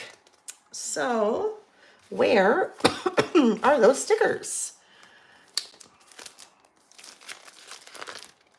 Ta-da. What am I looking for again? The one that says, oh, that's because it's a die cut. You have a die cut that says make today count. See, if I was reading my instructions, it would have told us that, I think. Wait, I better check again. No, it's a sticker. Golly. So we're looking for the yellow sticker that says make today count. Okay, you little bugger, where are you? Not there, not there. Not there, not here, here, or here. So I'm missing 2 sticker sheets somewhere, right? I am. Where'd they run off to? Oh, wait, here we go. There we are. Make today count. So that will go right, here. I just put that on top of notes. So if you wanted to do a little bit of journaling there, you could do your journaling there, and the notes would not kind of get in the way. All right, so that page is done. And that page, we are now ready to adhere right there.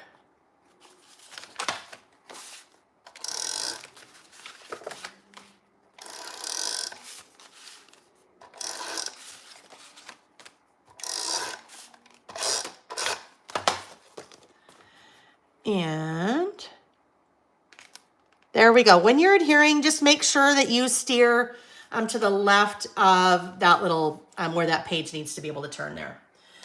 All right, let's see what we have next.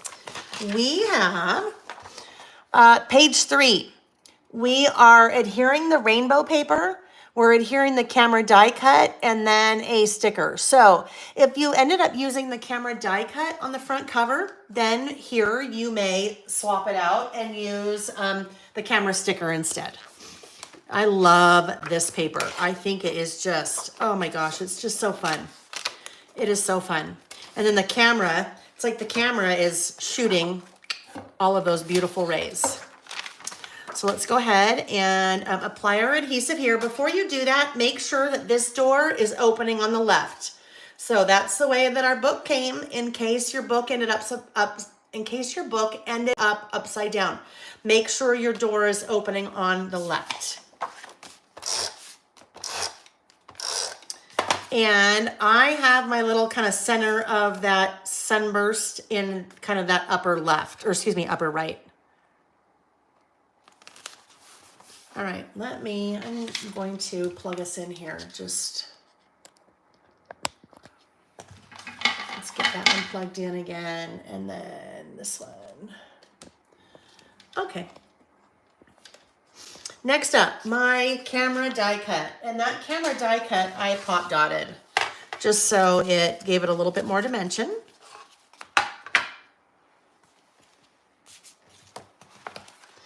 Now is when I wish I was the surgeon and I had the surgical assistant with me, and I'd say, pop dots, please. And then they just have their little card off to the side and hand me the pop dots.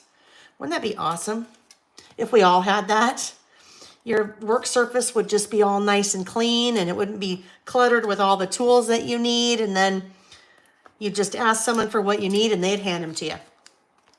All right, so there we go. There's my camera. And then below that, I have a sticker that says, don't enjoy the view. Now, this is something that Vicki taught me. This sticker sheet, we have not worked with this sticker sheet yet. And actually, I think one of her customers taught her this in a class. So these are vellum stickers, and sometimes they can be hard to get off. So if you are having a hard time getting the stickers off, there are a couple of things you can do. Number one, if you try to roll it, that may help it to come off. But the other thing that you can do, and I haven't tried this before, so we'll see. If you take, look at that. Try taking all of the background off. If you take the background off from the sticker sheet, that will just leave the stickers. And it's a little bit easier then to work with those vellum stickers. Just go slow. If you're peeling off like that, go slow. And if the sticker starts to come off with it, just back it up and then use your finger to help hold that down back on the sheet. And then I think right now I'm going to tear that just so all of that doesn't end up sticking to itself.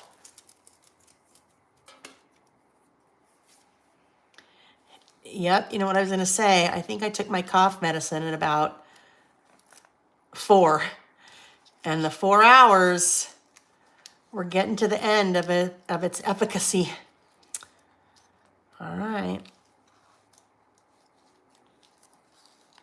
Then it should make those little stickers. They're really cool because they're vellum. They're kind of see-through. They're just sometimes a little bit harder to get off the sticker sheet. So that should really help. And we'll just do all the work now for ourselves so that when we're ready to use stickers again, we'll be all ready to go. Da-da-da-da, there we go. And now I'm actually going to take my little tweezers and I will pull up. This is the sticker I use. Don't forget to enjoy the view. And that I put right down here along or below the camera. And then you can kind of still see a little bit of that pattern there. So it's pretty subtle. Okay, next up, we are going to open the door. And we have these 2 pages that we're going to work on. So the first one, I just need a little bit bigger space so we can all see everything. All right, so we're now, working on those 2 pages. We have, this is page 3, open right, and that is the one that we want to work on right now. We want to take our 6x8 blue ledger paper. Yep, there's another ledger. Love it, love it, love it. And then again, it helps to just kind of balance out like that one that we're going to be working with next. Both beautiful, but one helps to balance the other one out. So this one, we are going to adhere to our right page that we just opened up.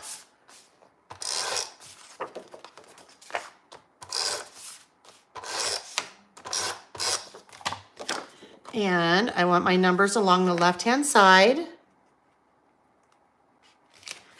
We'll put that right there. I think what I'll have us do later, just so we can keep going, because we still have lots of fun interactive things to do, I am for now not going to add the document or the pen die cut. So this is the die cut, not the sticker. Feel free to use whichever one you'd like, but I use the die cut because it's a bit larger. And then a sticker at the bottom that says My Beautiful World. But I'm going to skip those 3 things right now just so we can keep building more of our interactive elements, which will now take us to this page that is between our here and there and our blue grid. So this is page 3, open left. We want to go back to this piece that we had already cut, right? So we had already cut 1/4 inch from the left and right edge. This is the piece that we have already cut. This is not a brand new piece, okay? Piece that we've already cut. This guy, we want to trim 1/4 inch from the bottom. And there is a very clear top and bottom. The top should have all those little green dots on it. I know that because there are words in some of these circles. And as long as those green dots are in the upper left-hand corner, I know that page is facing the proper orientation. So I want to trim, oh my gosh, so this is really funny. Look what I did. Look what I did in the sample. I'm like, wait a minute, where are my green dots? Mine's upside down. Do as I say, not as I do. All right, so we are going to trim 1/4 inch from the bottom of our circles piece. So we're trimming 1/4 inch from the bottom. Then we are going to trim a notch. See, I have a little notch there. We're going to trim a notch in the bottom. So what I'm going to do is I am going to eyeball where I believe the center is, pretty close. And I cut up, I don't know, probably about 1.25 inches. And then I will come in with my scissors from the lower left-hand corner until I hit that center point. And then I need to do the same thing from the right-hand corner. But since I'm right-handed, it's a lot easier if I just flip that over and then go in from this corner again. So we just made a little notch there. If you're not comfortable with eyeballing the center, a little tip for finding the center very quickly is just folding it in half, and then you know that's where your center is, and then you can notch your center. That's, you know what, I am almost dead on, but even if I'm a little off, it doesn't matter. So either just find where you think the center is, you can measure, or you can just kind of pinch in half and snip, and then that's where you know your center is, and then notch and notch. We're making a little door that's shaped like a banner now. So we need to, because it's a door, we need to be able to score at the top. So let's go ahead and grab our scoreboard or whatever we're using to score.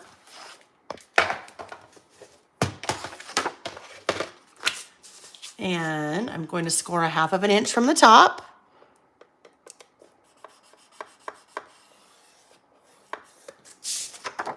I'll turn that over. apply my adhesive. Actually, before I apply my adhesive to the scored edge, let's grab the piece of paper that we're going to adhere it to. We're actually adhering it to that exact same piece. So find that second piece that looks just like that. Here we go. But we are adhering it to the stripe side. So when you see here, when we lift up, we have stripe on stripe.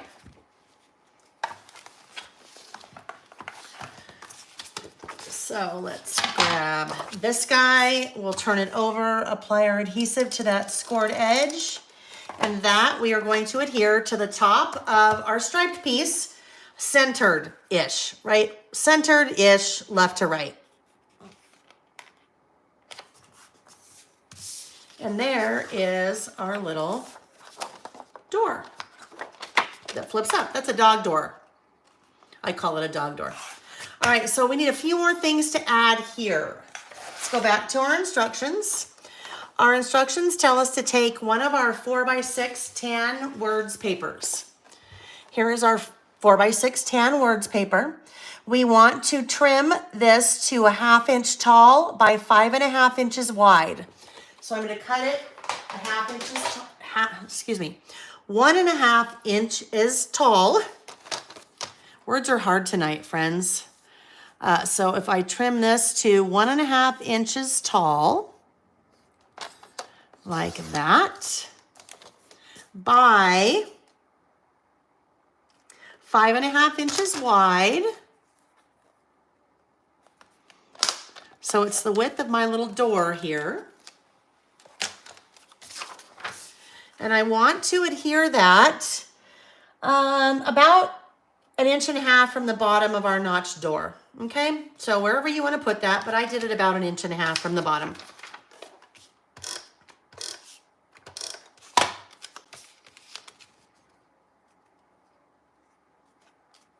Like so.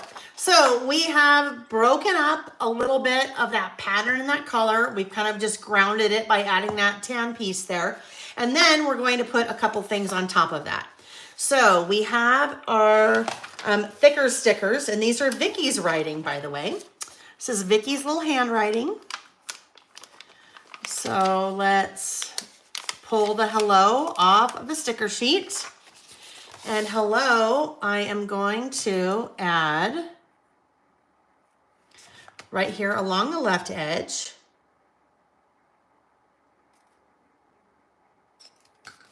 Like that. And then I have a little yellow heart. And I'll just grab that one that's to the left of stories. Pop that right there. And then I need a flower die cut. So that flower die cut is right there. And that guy I pop dotted. So when we pop dot, well, let me just pop dot him. Now I need to say scalpel.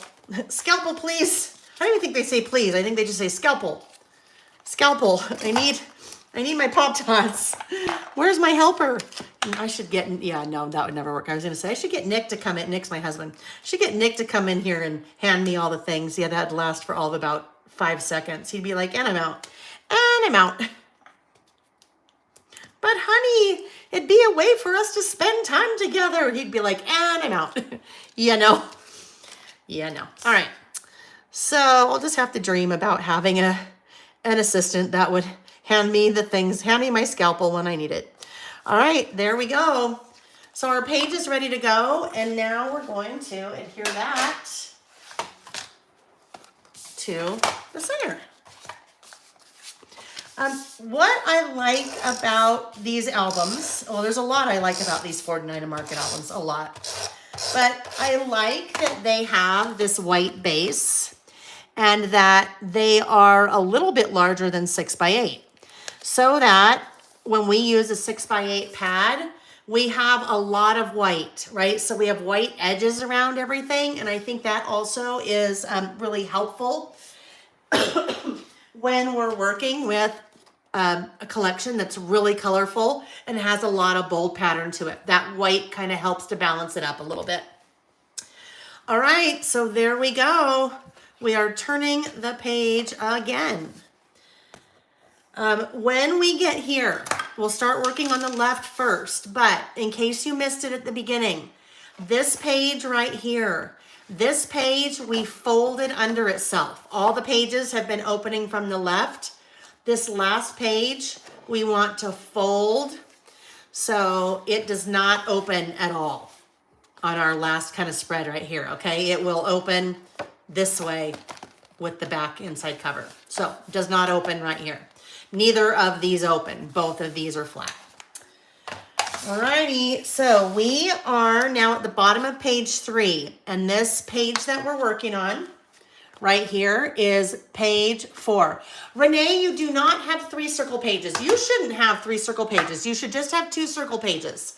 If you have 3 circle pages, then you may just have a bonus one in your pad. But we should only have 2 circle pages. And now that makes me nervous when you ask that. I'm like, why? All right, so I'm going to close this, and now we're working right here.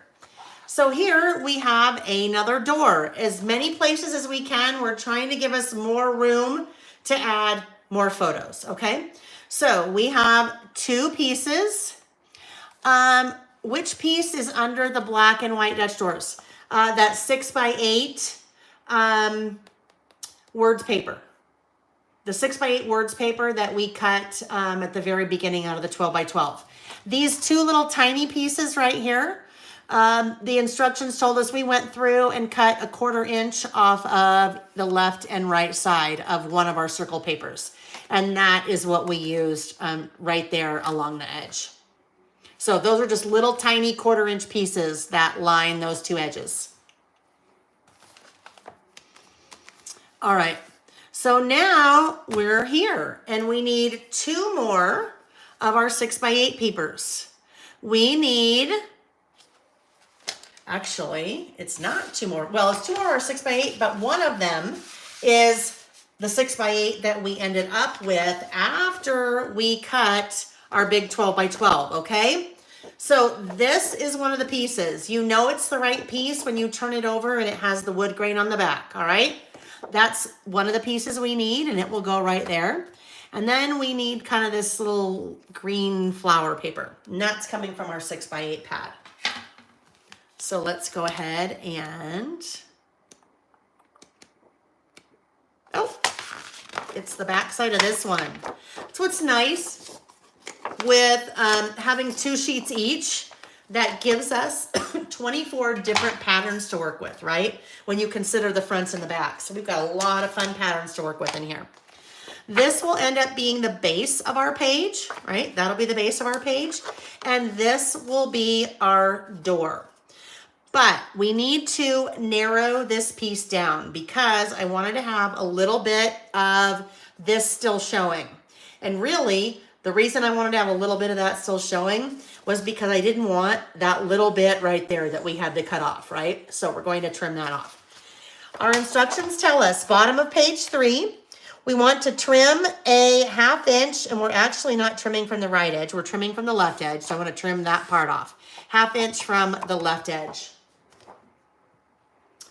Here we go. Trim a 1/2 inch from that left edge. And if you trimmed a 1/2 inch from the right edge, it's no big deal. You'll just have that little bit on there, which is fine. And now we want to score a 1/2 inch from the left edge because that will be our door that opens on the right. Switch my trimmer out for my scoreboard. Score a 1/2 inch from that left edge. If you guys don't own a scoreboard and you do classes with me, or if you like to do interactive elements like this, a scoreboard is worth its weight in gold. I mean, it just makes life so easy to do interactive things like this, to score, right? All right, so now we're adhering the left edge of this door to the left edge of our base. Like so. And we open up. So now we need to decorate that door. And I have taken, I think, let's see, those are, I think those are all die cuts. So let's go to our die cuts and find those 3 houses.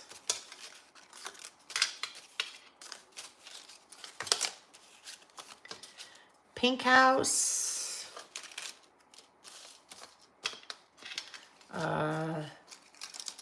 Cream house and green house.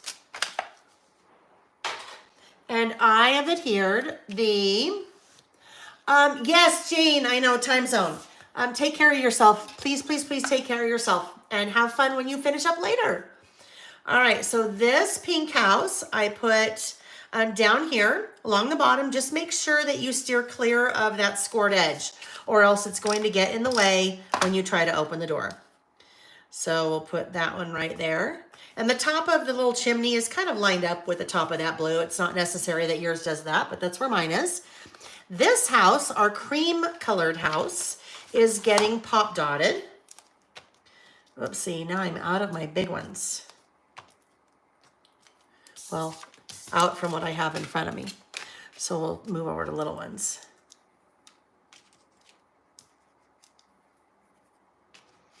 This guy is partially adhered on top of our pink house and up a little bit. And then the greenhouse is flat. Alrighty, greenhouse, where did you run off to? Yes, Renee, enjoy dinner and have, oh, there it is. Have fun when you pick it up to finish. All right, and this little guy will go right there. All right, I think what I will have you guys do later to finish up is just finish decorating that page. So I have used title here that's a story of us. Now, there was something that someone brought up in the Facebook group, in the Lail by Mail Facebook group today. And it had to do with manufacturers using the word us a lot in their products. Us, using the word we. And this particular individual, Karen Haynes, said, that really bothers me. She said, I'm single, so there is not an us. And a lot of times there are products I can't use because they say us, and I'm not an us, I'm a me or an I. So in this case, I put stories of us. If you are not an us, or maybe you are an us, but maybe maybe this book is all about you. Maybe Kay, you were asking me earlier today about the I am. Well, maybe since that I am kit is no longer available, maybe this book for you is telling your story. So this could just say stories. It doesn't have to say us. And these are all separate stickers. So even if you wanted to do like a stories of me, I don't think there are stickers here that say me. Oh, although I lie. Guess what? If you wanted to, you could not use the word remember, and you could use the M and the E, and it could say stories of me. So you could get pretty creative if you want to do your book about someone other than us. All right, so what I'll have you guys do to finish, you can add your stickers there. I've used a little gold arrow sticker there, 2 butterflies, a gold heart sticker, and then a little pink sticker. So your instructions show you those things, so you can see those here. And your instructions also tell you all of those pieces to add. So now we're ready to go ahead and adhere that page to our book.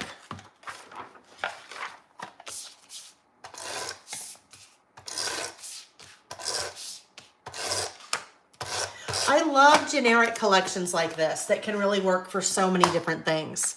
Sometimes it's nice to do themey things, like if you have a dog or a cat or, you're doing a baby book or I don't know, whatever you're doing. But sometimes it's nice just to have kind of a blank slate that you can document whatever you want. And this collection and this project does that. All right, so moving on to the right side of this page, we have a pocket. So we are building a pocket. And that is going to take us to the top of, oh, let's open. I'm skipping ahead of myself. I'm skipping ahead of myself here because pretty much everything that we have when we're opening that door has to do with our photos, okay? I put a photo here and then put a die cut and a sticker, and then a sticker at the bottom with another sticker on top that says see the good. And I've added another sticker, and then another photo, this moment circle sticker, the best circle sticker, and then another little gold arrow and a gold star. So I'm not going to have us do any of those things right now. Even though this little guy is not on the photo, you may want to wait to add anything to these two pages until you're deciding what you want to do. And here's the thing. I plan on adding photos here, but I could just as easily add journaling in any of these spots. If I wanted to do a little bit of journaling instead of add photos, I could do that. All right, because stories can be told in written form, right? Or they can be told in photos. Okay, next up, we have this little pocket. So again, making sure that this page is folding underneath itself. This is flat, nothing opens here. So make sure we're folding underneath ourselves.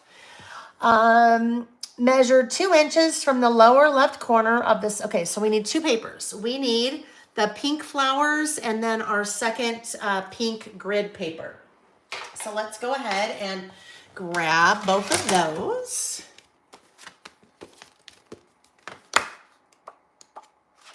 Here's our pink flowers. And then the pink grid paper. There's so many favorites that I have in here. I really love this one too, but I really love this one. And I love that one. I love all of them. All right, so this will be the base of our page for our pocket. Now you can decide how you want to orient this paper. As you can see, I've added a lot of stuff to my pocket. If I wanted to have the kind of green dots up here, the mixed media, I could put it that way, and then so I have a little bit more of a decoration up top, which I think is what I'll probably do here. This is the second piece that I need, and this is what we're using to create our pocket. So instructions tell us to measure 2 inches from the lower left corner. Grab my ruler, grab a pencil. I'm going to measure 2 inches from the lower left corner. Let me try to get this so you guys can see. Move everything out of the way. Measure 2 inches from the lower left corner. And I will make a little mark right there. And then I want to measure 5 inches from the lower right corner.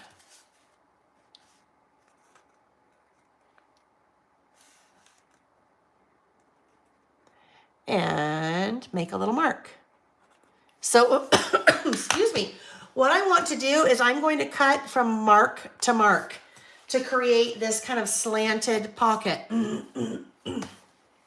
If you're more comfortable using your pencil and the ruler to draw a line, you can do that and then cut on the line. But you can just as easily, if you're comfortable with it, take your trimmer and line up those 2 lines. Assuming you can see them. There's one line and there's the other one. So here's my left edge with the 2 inch mark. Here's my right edge with the 5 inch mark, and they don't have to be exact, right? They don't have to be exact. So is that my line? That's funny. I think so. There we go. There's my slanted pocket. And because this is a pocket, I only want to apply my adhesive along the edges and the bottom, right? I don't want to seal up that pocket. I want that pocket to be open for things to slide in it. So I'll take that piece and adhere it to the bottom of my other piece. And now I have a little pocket, all right?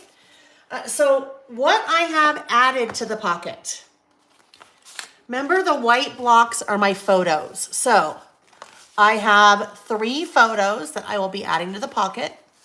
And I have added 2 stickers to each of the 3 photos. So the red or the coral and the teal and the yellow, those little tabs are one sticker. They're each individual stickers. And then the words, the enjoy, the shine, and the now, those are separate stickers. So this one, I put the tab sticker first and then enjoy on top. This one, teal and then shine. This one, yellow and then now. So those are added to my photos, if you would like to do that when you add your photos. But pockets like this are a great place to add lots of photos, memorabilia, journaling, whatever you have. Especially if maybe you don't want your journaling to kind of be out, totally open. You could even do your journaling on, some nice lined paper and fold it up and put it in there just so it's there, but it's a little bit hidden. The other three things that I have added to that pocket are these 3 cards. So those are our 3x4 cards. I have this guy. I have this guy that says what if, and I have the little dragonfly card. So for now, I could add those guys into my pocket, like so. Now we have a couple more things that we want to do to decorate that pocket.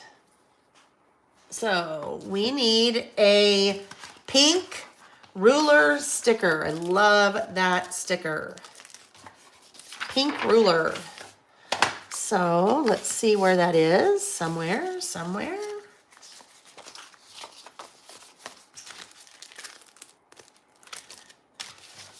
It's escaped somewhere. Oh, here it is. Okay. So I'm adding that pink ruler sticker right along the bottom.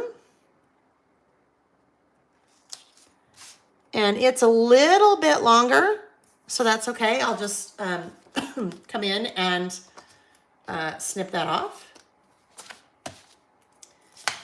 And then I think what I'll do, because we still have quite a bit more to go, so I think what I'll do is I'll have you guys finish up the rest of those pieces later.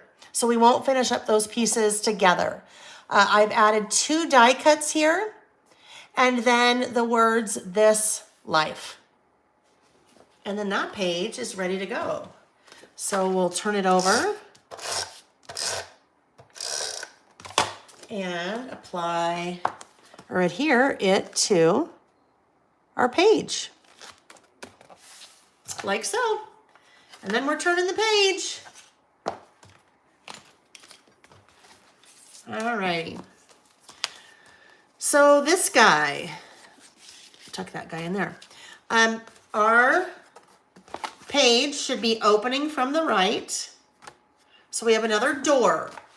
And the base of our door is the second of our 2 light blue ledger papers. So let's go ahead and grab that one.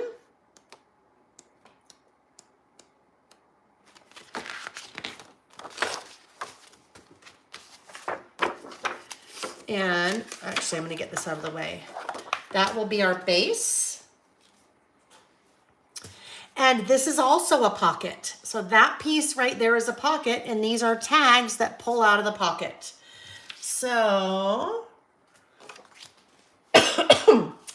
our instructions tell us we have a piece of this that we already cut. We used part of it right there. So the piece that we have left over is somewhere in my mess here, right? I'm sure you guys are much neater than me, and you probably know exactly where your piece is. Oh, here we go. So that piece is going right along there, but it is a pocket, which means when we turn it over, we only want to apply our adhesive along the left bottom, well, right, bottom, and left, like that, all right? And then this guy, I have adhered, I don't know, maybe like 1/4 of an inch, and you don't have to measure, but just I wanted to have a little bit more color showing on the bottom so it wasn't so dark and heavy along the bottom. So we'll just leave a little bit more room there, like so. Then I wanted something to kind of break these 2 pieces up. and also tie in with the tags that were going in here. I wanted a little bit more color because the brown's kind of heavy. This is one of our top strips again. So our top strip, now go to your top strips. Let's see if I can find that one here. Oh, there we go. So that top strip is just going to get adhered right like this to the top of that piece.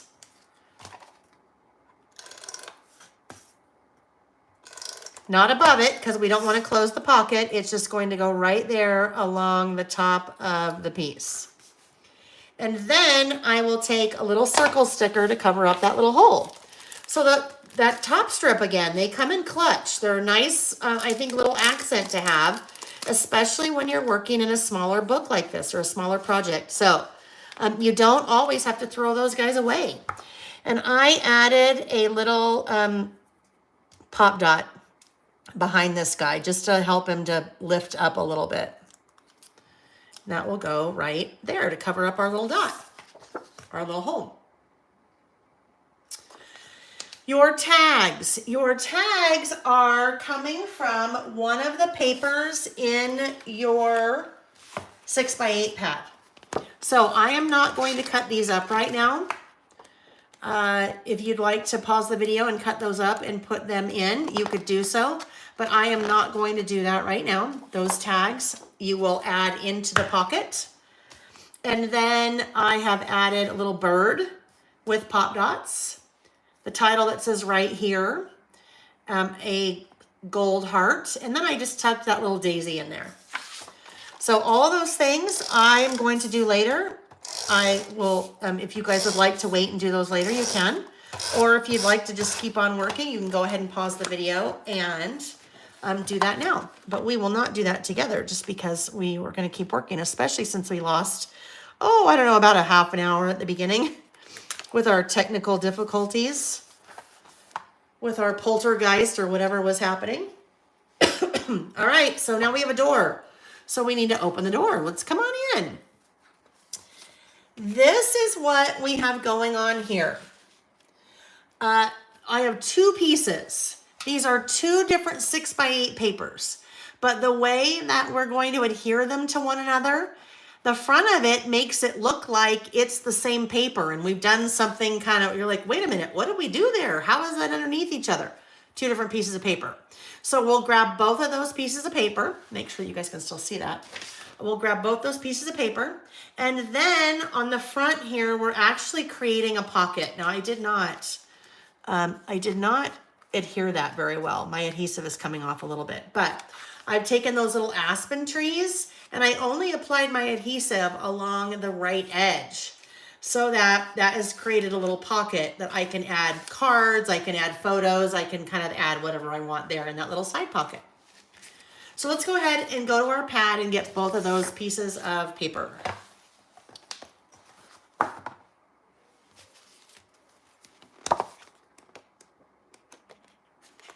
So sometimes it's fun like this. I mean, sometimes it's nice to have just lots of different, patterns and not have doubles. But this will be the second time that we've used doubles to help them kind of line up together. The first one was when we did the circles kind of banner door, that when we lifted up, we had the two stripes facing each other. And we'll kind of do something similar with this, and that we'll be using both patterns together. All right. So we are the bottom of page 6.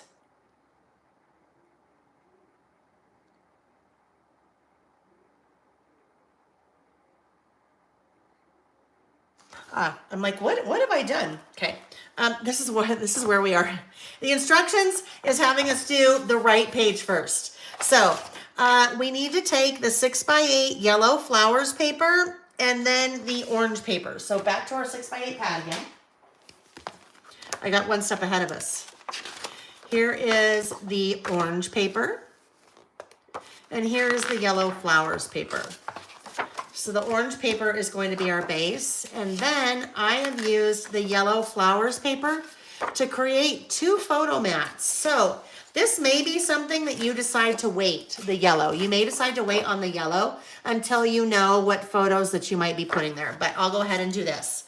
Instructions say to trim this into 2 3x5 pieces. So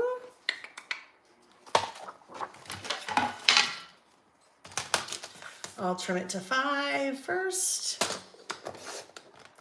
and then trim 2 3-inch pieces so that I could put, those are just little, what did I just do?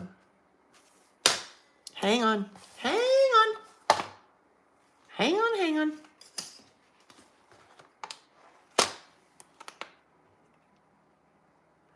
Those pieces are 3 3/4 by 5. They are not 3 by 5. So what I'm going to do here, I cut that already to 3, but we're not going to be sad. I need to cut another 3/4 like this. So bear with me if you haven't already cut. There's my 3 3/4. And then this second one needs to be 3 3/4. So when I put this down on here, since these are photo mats, this one that I need to piece together will never even see that I did that, because when I put my photo on top of it, I'll piece it together here so it is making sure to go the right way. We'll put this guy up top first. Like so, and then this guy, and I'll get that lined up.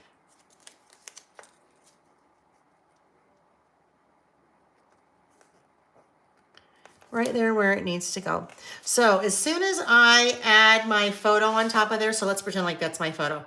I will never even see that I've done that, except I'm not quite even there. Let me pick that back up and get it even.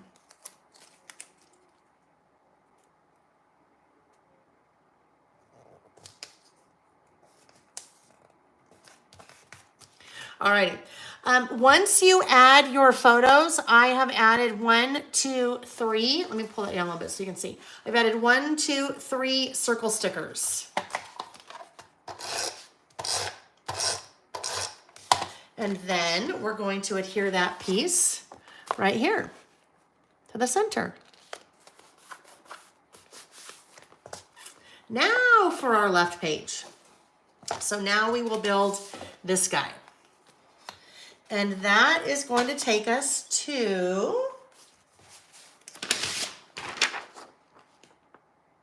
the top of page 5. So locate that page of your instructions.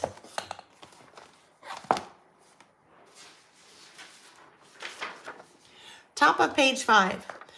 Score 2.5 inches from the left edge of one of the 6x8 orange red ombre papers. That's what this is. Orange red ombre. Score 2.5 inches from the left edge.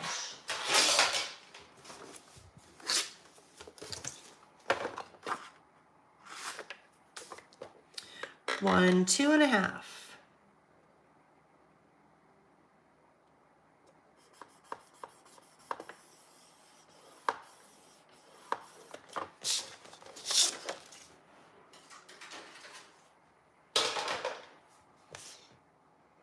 Apply adhesive to the 2.5 inch scored area and here to left edge of page so patchwork side is facing up.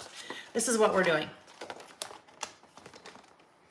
We're applying our adhesive here and we're adhering that right here so the patchwork side is facing up. All right? So let's turn this over.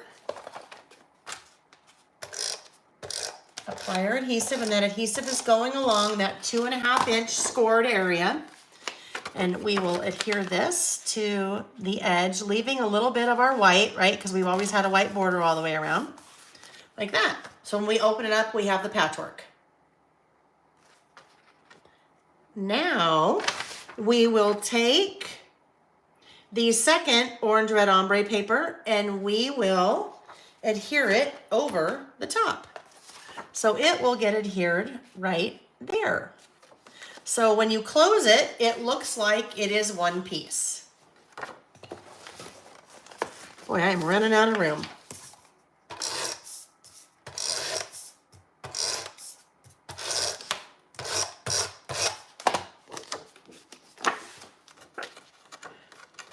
And I'll just line that up, making sure that I'm a little bit to the right so it will be able to still open and close.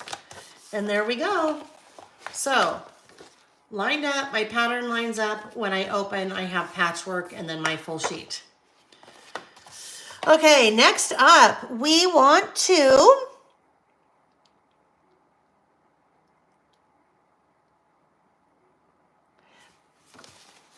I'll have you guys do this later. I have added a photo, a heart sticker, the little arrow, and then on my mind. So if you would like to wait and add that later, you can wait and add it later, or you can add it now. Over here on that little flap, I have put I think this is probably where I will do journaling. So you can either put photos there or photo or journaling, but whatever you'd like to put there, you can put something on that little flap. Then I've decorated it with a little bird and then a little tab sticker. And your instructions tell you all of those things and show you all of those things.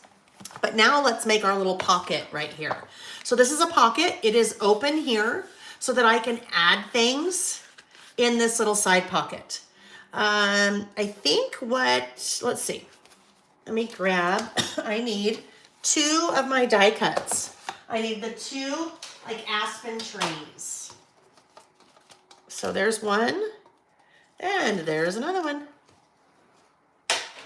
And I'm just on this guy. I'm just going to apply my adhesive along this edge, only barely along the edge. And I think what I want to do, I'm going to use my double-sided tape just because it's a bit thinner. So I want to try to have room, lots of room for that pocket. So I will do that. And then I also want to do that along the bottom, so things don't fall out the pocket.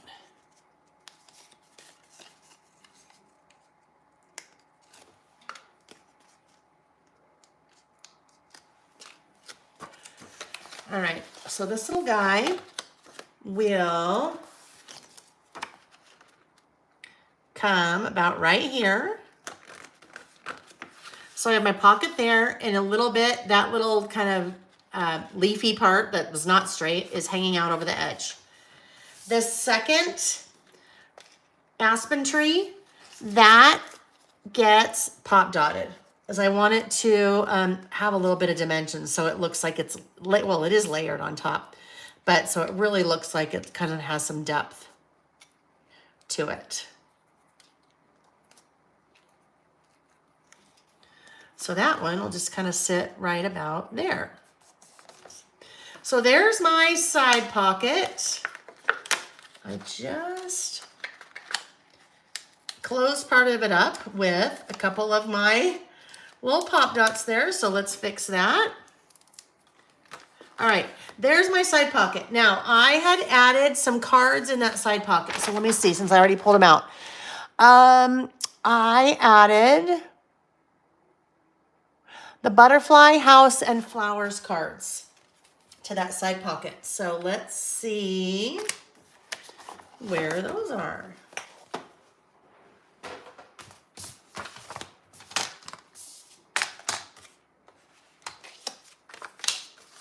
House, butterfly, and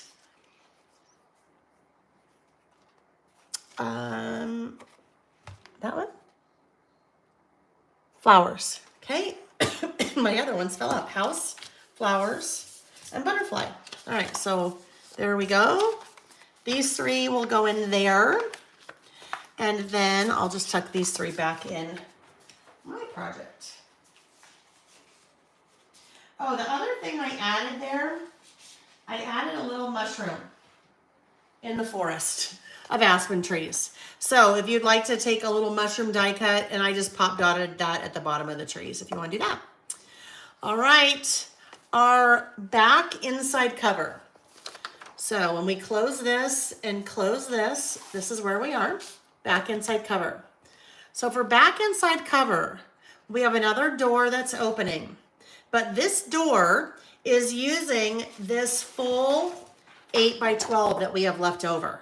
Okay, so even though we've pretty much been using 6 by 8 size pieces of paper in this project, you don't need to have a 6 by 8 pad or 6 by 8 paper to do a project like this, because really, as we've been making a lot of the doors, we've been using 2 pieces of paper and cut it, we've got them separate, we score them and adhere them to each other. But in this case, we're using 1 piece of paper and we're just going to score it and then fold it. But I think we need to make it a little bit smaller first. So let's look at our instructions. We want to trim a 1/2 inch from the right edge of the Say Cheese Cameras paper. So trim a 1/2 inch from the right edge. Get this guy out of the way. This guy out of the way. Trim a 1/2 inch from the right edge, like so. With the black side facing up. So turn it over. With the black side facing up, we need to score 5 3/4 from the left edge. 5 3/4 from the left edge. So that when we fold that, we have a little bit of the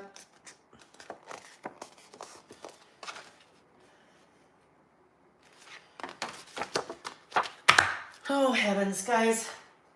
Well, what did I do? Oh, yeah. I just cut that wrong. I'm so sorry. Hang on. Let me just find that piece that I just cut off, because we're going to make it work again. I need to, where did it go? Not that. What did I do with it? I threw it somewhere.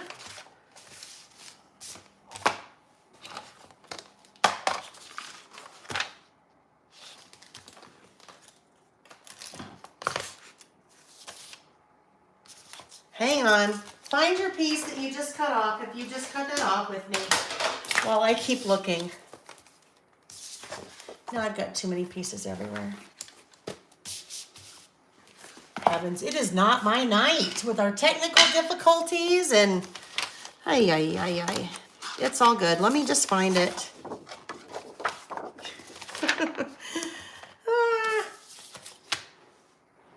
Did I throw it off to the side somewhere? Okay, well, this is your little break to just take a break. Have a hydration break while I find my piece, if you know where your piece is. Oh my gosh, look it. There it is. It's still in my trimmer. All right, so let me explain what I did. Let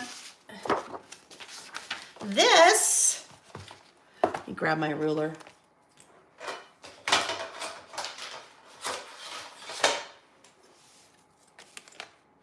This piece is 11 1/2. Okay. This piece is 11 1/2. All right, so we wanted to score at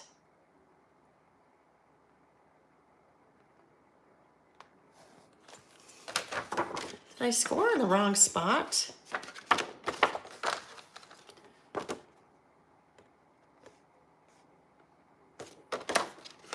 Hang on.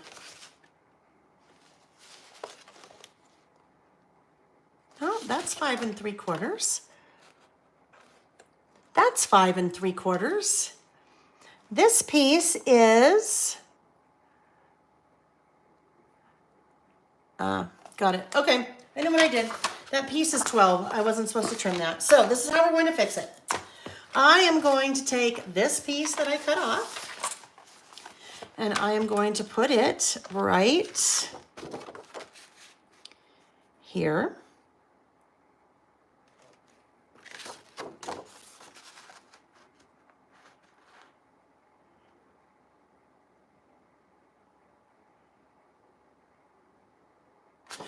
All right, okay, hang on. All right, we are going to take this piece here. I want you to come back. Hold on, let me figure this out in my head before I tell you guys what to do, okay? We want to come back, and this piece we are going to score at, instead of 5 3/4, come back, score this piece at 5 1/2 instead of 5 3/4. All right. So I'm going to come back and I'm going to score this at 5 1/2 instead of 5 3/4. And then I'm going to fold it.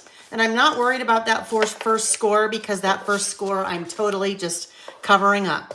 All right, so if you didn't cut that piece, thank you, Tracy, it was in my trimmer. If you didn't already cut that piece, don't cut it. Leave it at 12. And then you'll score it at 5 3/4 like the instructions tells you to do. So there we go. That was an easy fix, actually. So if you did cut it with me, all you have to do is, let's see, Michelle, you did not cut it, so yes, go ahead and score at 5 3/4. Any of you that cut a 1/4 inch off here with me, just open your piece back up, and instead of scoring it at 5 3/4, rescore it at 5 1/2 and fold it at 5 1/2, and then we'll be fine, because that's how we want it to look anyway. So we're good. Sorry about that little mix up there. Every once in a while, luckily it doesn't happen very often that I make a boo-boo like that in the instructions, but every once in a while it happens. All right, so here we go. We're adhering that to our back inside cover. All right, now what we want to do is we're coming to our product strip from one of our 12 by 12 papers that has the our little slant there, our little diagonal thing. So I just need to trim off a little bit of that black that's on there. If anybody has a question about that whole thing, okay, Michelle, you got it. All right, if you have a question about that and you're watching live, just pipe up and ask. And if you're watching the replay, hopefully that made sense, what I just did there. So let me just recap that again. I had told us to trim a 1/4 inch off of the edge of that paper. And then I told us to score it at 5 3/4, which we did not want to trim that 1/4 inch. So if you trimmed the 1/4 inch with me and you scored at 5 3/4, just open up again. And instead of scoring at 5 3/4, rescore it at 5 1/2 inches from the left edge, and then that will give you exactly what you need. And you won't even see that score, that first score, because it's adhered. All right, so we're taking this product strip and we're going to adhere it to the right edge of this camera paper. So let's go ahead and run our adhesive along 8 inches or so of this.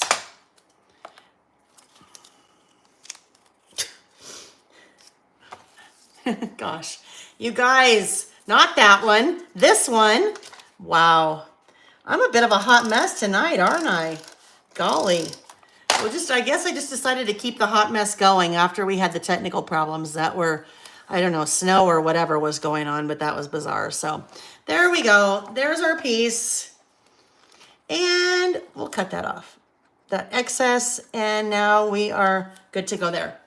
All right, what I'm going to have you guys do to finish this piece up later, so we can get to our waterfall, because we need to spend a little bit of time on our waterfall. I have added a 3x4 card there that says "Such wonderful things surround you," and then added that little pod die cut and then a flower die cut. So you'll add those pieces on the front, and then as we open up, I have added more photos, right? It's all about the photos. So 1, 2, 3, 4 photos there, a 4x6 there. And then I've added a couple of mushrooms in that little cloche. Is that how you say that? The cloche? with the little mushrooms underneath. And then a gold arrow. All right, back cover. Back cover is that 6x8, that beautiful pattern that we cut from the full 12 by 12. So let's move to the back cover and we'll go ahead and adhere that guy. When you guys are done, you are going to have a lot of stickers left, a lot of die cuts left. So as you are adding your photos to the inside, lots of opportunities there for embellishing. But I think a lot of that just needs to happen after you add your photos. All right, so there we are. There is our book. Now what we need to do is we need to come back in and we need to do our inside front cover. And our inside front cover is the waterfall. So the waterfall is the piece that it was in a package. I've already opened mine from the package, separate, that was separate inside of your kit. So let's take a look at this and then we will make it. I have pattern paper attached to the top that opens. I have more pattern paper with a product strip or top strip. Then I have pattern paper here along the bottom. And that opens up. That opens up to reveal our waterfall, okay? And so I have added cards or pattern paper on the faces of each of our waterfalls. Here we're using a little 3x4 card to do a little interactive. I have not put anything at the top of each of these. This is where I plan to put photos. So photo, photo, and then if I want to put photo over the cards, I can. Or I can just leave them kind of blank and decorative like they are. So you have lots of possibilities when it comes to your waterfall. All right. So let's go ahead and put this together. Let me put this right here. Let's get our waterfall. Go ahead and open or unwind the string. Okay. You'll see that your waterfall is scored at the top. And it's also scored at the bottom. So go ahead and just fold those. So that is so that it can expand as your waterfall expands.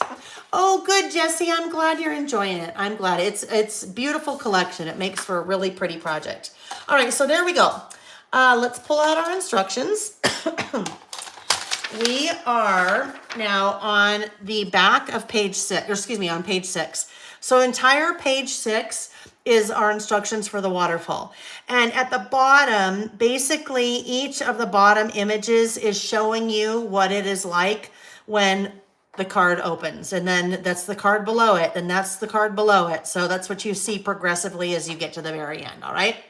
So what we want to do is starting at the top of page 6, we want to trim the 6x8 orange paper to 2 4x6 pieces.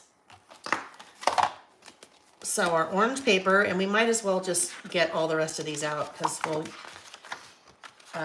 eventually need all these. Now, one of these, don't yet separate the top strips because one of them we will keep the top strip together. And if you already separated it, it's okay because then you can just glue it back on. It's just a little accent piece.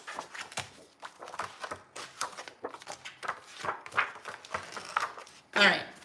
So the top, let me put this over here just so we have this as a reference point. Let's get this kind of things organized in here a bit so we have room to work. All right, so we need that orange piece.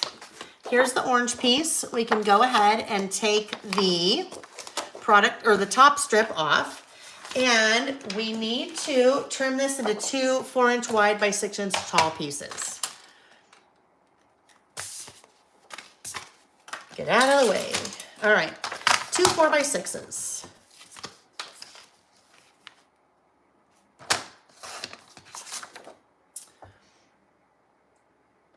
Trim one piece to 2 3/4 inches tall.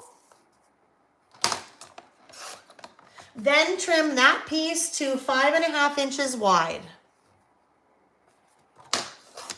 And that is the piece that's going to go right there at the top of your waterfall enclosure. But what we need to do is, because that top piece has rounded corners, I want to also round the corners of my orange piece. So there we go, and there we go. Now, we have a little bit of an issue, but it's a planned for issue, so don't worry. We have this little piece that somehow we need to get this paper around that little piece, right? So one of the things I had on our supply list, now Lord only knows what I did with mine. I might have to ask Nick to go get me another one. A penny. I asked you to have a penny. So let me just open the door, you guys, and ask Nick to bring me a penny, okay? I don't know where, oh, there it is. I see it. He's off the hook. Now mine happens to be a shiny new one, but doesn't matter because we're just using it for the size. The size of a penny just so happens to be the exact same size. Let me take a quick sip of water. The exact same size of those circles. So that's what we need. If you can find a penny, that would be great. All right. So we want to press the piece against the metal rivet on top part of enclosure to create an impression. What I mean by that is we're going to take this, and if this wants to be right about there, because it looks nice and even there, I'm going to press hard on there. That little metal rivet is going to create a little impression for me, okay? So I press really hard, and then I can see, you won't be able to see it, but I can see I have a little impression. I want to trace the penny around the center of that impression. Okay, so I'm going to put my penny right on there, like that, and I'm going to use a pencil.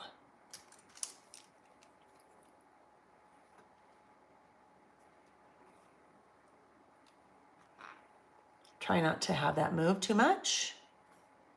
All right, there's my circle, roughly in the center of that impression.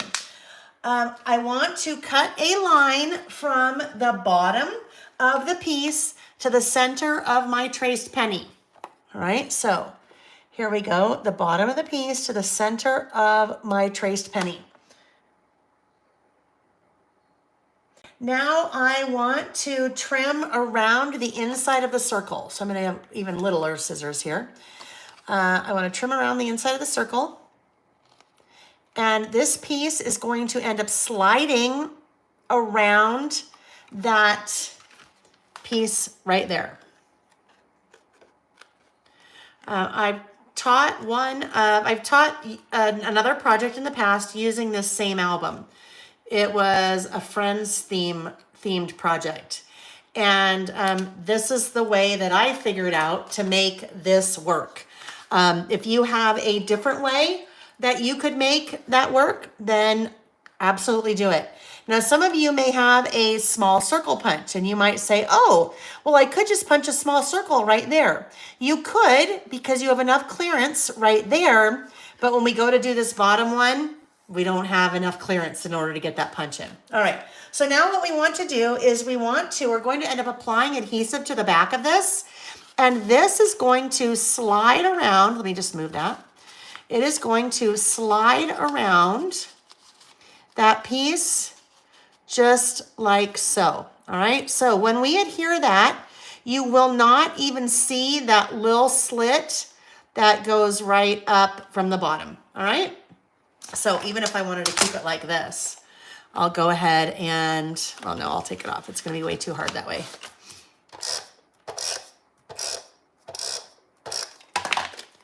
So we'll do that again, and I want to slide that around that, and I want to pull that through. All right, there we go. There's our top piece. What I'll have you guys do later, I have added a couple of, these are the little thicker stickers, those green, little kind of green leaves. I tucked those underneath our little rivet piece, And then I added a little flower sticker on the top of each of those rivets, just so we kind of hide the rivet. All right, so that is our top piece. Now what we want to do, we're going to lift this up. Hang on, I'm going to get all of these things out of the way so I have more room, because that's kind of crazy. We're just way too much going on here. All right, so next up, we are lifting this up. We're going to work from the top down. So we need the rainbow stripe paper. This is the rainbow stripe paper. Don't take that off, all right? Because that we're going to end up using right up here at the top. So this instructions tell us to take the bottom of the rainbow stripe paper. We're going to trim 5.5 wide. So let's trim the bottom to 5.5 wide by 5 3/4 tall. Hang on.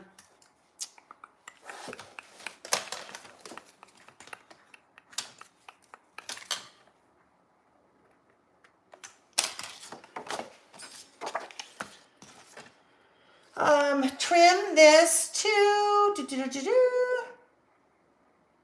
5 3/4. This way. 1, 2. Oop, I need my other trimmer because I'm not wide enough there.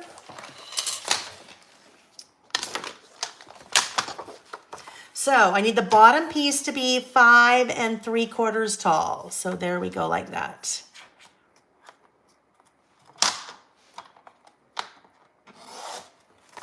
Okay, and leave our top piece, because our top piece will go right up there along the top. Let's set that off to the side. All right. Press the paper against that metal rivet. So we're going to do the exact same thing that we did before, except for the bottom piece. So take this. Oh, I haven't trimmed it the width yet. That needs to be 5 3/4. No, 5.5 wide. It's already 5 3/4. Okay, there we go. So this piece is going to go right down here, like that. But before we do anything, I want to round the upper corners. So we're working on this piece right now.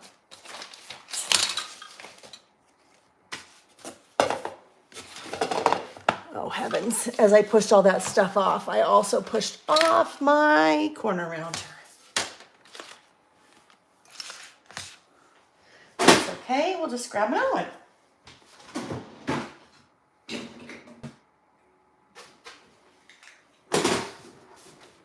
Okay. That piece is going there, round my upper corners. Like that, and like that.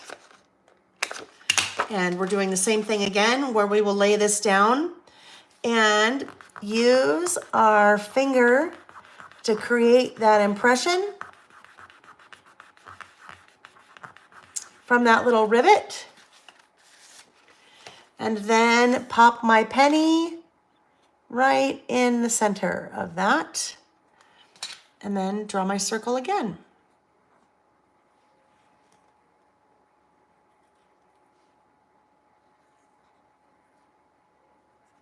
Okay, now I want to do the same thing where I cut up to the center of the circle. So if you, well, let's see, these scissors are big enough. Go right up there into the center of that circle. If it makes you more comfortable just to use a ruler to do that, if you do that, make sure to use a pencil as opposed to a pen, because if you use a pen, you will see a little bit of that ink mark when you go to put that back together. Alrighty, now we'll do the same thing where we are cutting out the inside of that circle.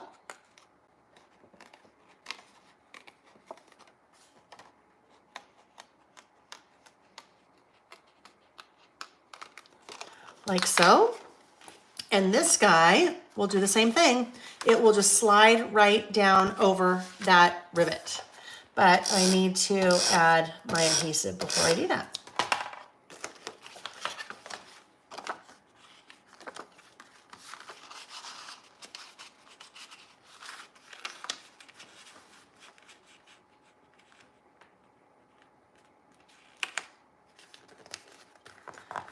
Like so. And excuse me, if I can still see any of that pencil mark, I can just come in and erase that. But when you put your adhesive down, that you don't see, you really don't see that little seam at all.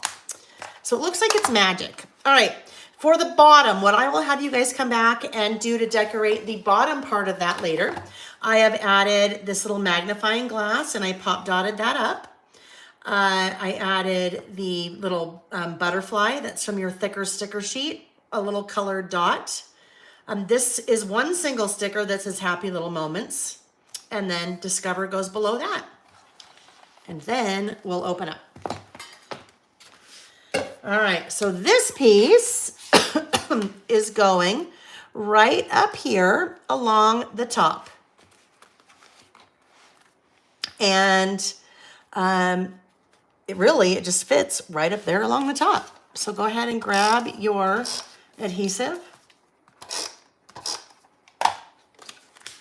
And there we go. And then we need to cover up that little hole. To cover up that little hole, we are using this little sticker right here that says this here. And that will go right like that. Another case where we're using that top strip to our benefit because it's just a nice little decoration. And then when we open it up like this, it looks like it's continuous because we have that piece, and those were part of the same piece. Okay, let's keep going. Da, da, da, da. All right, so we're down here now. Adhere the 4x6 Keep Going Sunshine card to the top card. So it's one of our 4x6 cards. Now that I just got all those things out of the way, I'm gonna have to find them again. But now everything that we're doing is pretty basic because what we're really just doing is we're going to be adding cards. So here's this card, and it is perfectly sized. If you wanted to, let's see, did I say to trim that?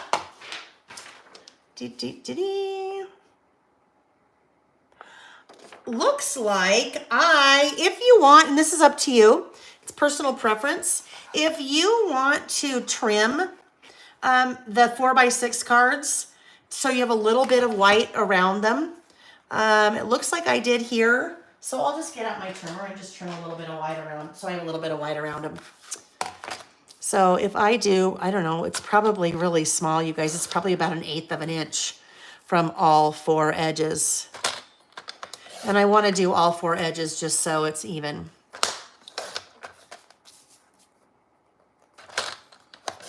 All right. So then when I put that on there, then I have a little bit of that white border all the way around.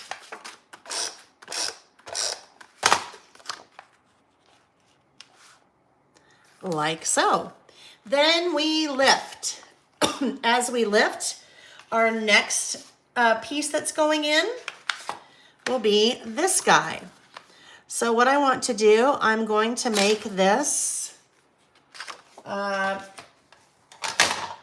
3/4 by 5 3/4, and then that will give me 1,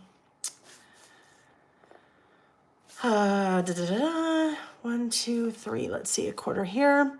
That will give me a little bit of border all the way around again. But this one, I don't have to do an 1/8 inch around each of the edges because I'm not worried about being even. So this guy will go here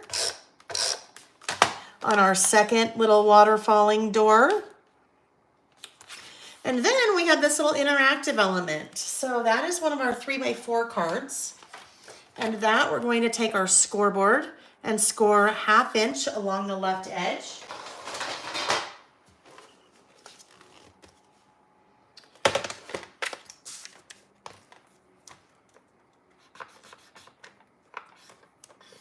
score a 1/2 inch along the left edge.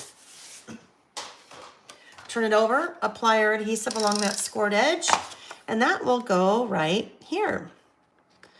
So if you wanted, you could do a small photo here, another photo here. You could do journaling up here or another photo here. It just all depends on, you know, how you continue to build out your album. Even here, you could do journaling here if you wanted, or you could put a really small photo there. All right, so next up, we have the These Days card. So this one, I think I'll go ahead and do a 1/4 inch again off of each of those 4 edges, just so I have a little bit, not a 1/4, excuse me, 1/8 of an inch, just so I have a little bit of that white border showing, so it's kind of consistent all the way throughout my little album here, or mini book, not really an album, I guess, mini book. And we'll go ahead and adhere that guy.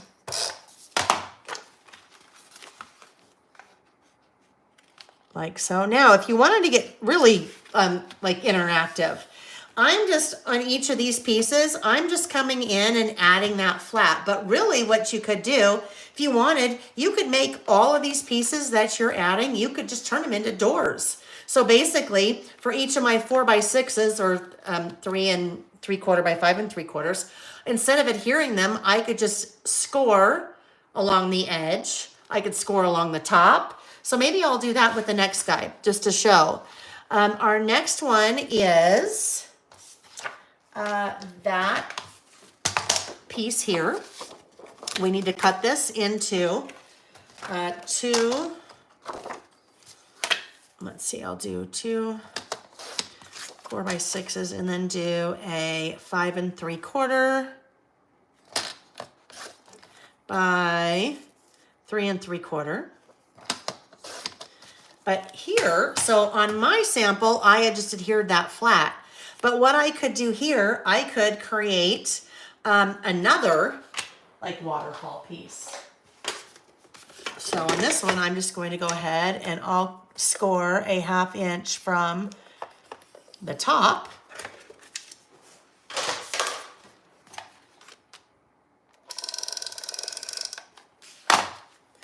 And do that like this. So then that way I have a whole other piece that waterfalls again, except don't do what I did. It's my piece is upside down. That's okay. I'll just put a photo or something on there. We won't even see it.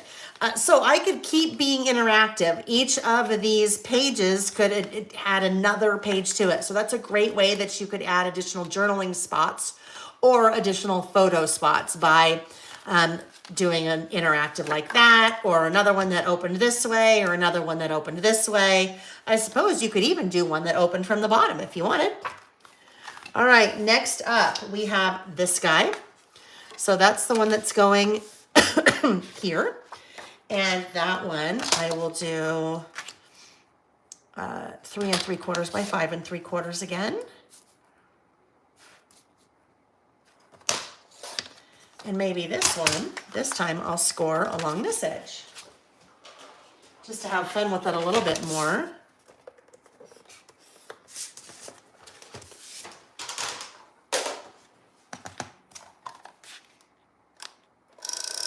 Like that. And then this one could open up this way. And really, if I wanted, I mean, I could get kind of crazy here. If I wanted, I could kind of do a matchbook thing. What I mean by that is I could have this one open here. Then I could take another piece of pattern paper once I'm all done, so I know that I still have stuff left, and then do another one that opened this way. So we kind of have a little matchbook or kind of centerfold. All right, this last one is... that is this guy. It's this currently card. So this currently card kind of doesn't work because it's vertical. So we're using that side, just the pretty black and white floral. So we'll cut a 1/4 again on this one, and a 1/4 on this one. And this guy I'll just leave flat, like that.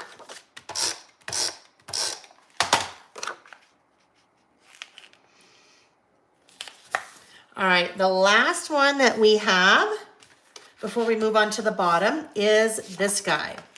And this guy, if you wanted it to be whole, you could let it be whole.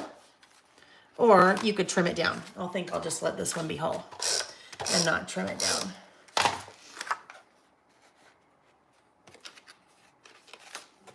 Yeah. Okay, so this one I put right about there so that when we close the one above it, you could still see a little bit of that light blue poking out. Like that. So there is our waterfall. Now, I did not do any decorating other than kind of that little interactive element right here. I didn't do any decorating in here because I am planning on adding photos. So in this case, I probably won't add a photo. So once I'm done, I'll come in and add maybe a couple of extra stickers or something. I'll add probably a photo here, open it up, add a photo here, maybe do a little bit of journaling here. But as I start adding my photos and doing my journaling, I have room for lots of stickers, lots of die cuts to kind of continue to embellish. But a lot of that kind of at this point relies on you getting your photos in there first. Alrighty, so our last thing that we need to do this piece. And this piece, we are using our last paper like this. Michelle, I agree. Michelle said, I love this waterfall. It adds so much additional real estate for photos, journaling, etc. I agree 100%. In fact, Michelle, I actually, when 49 and Market first came out with these waterfalls, I carried those separately, and I still do on my website. So the waterfalls, you can actually, well, that's what I did for the kits. The waterfalls come separate from anything else. So they're a la carte. So if you like doing the waterfalls, they do them in a black and then also a white. So we're using the white, but they also do them in a black. And here we're adding it to a 49 and Market album. But those of you that use like the Simple Stories 6x8 albums, these would be great even to use in a Simple Stories 6x8 album. They're just a really good size. So keep in mind that they're also, those waterfalls are also a la carte. All right, the last thing we need to do from our last piece of rainbow paper, we need to trim a 6x6 piece. Oh, darn trimmer. I need the big guy, well, the medium guy. All right, 6x6. This one just doesn't seem to cut very evenly for me, so I'm sure it's just me. All right, so that is going to go here along the bottom, but we need to round those corners again. So it matches our rounded corners there.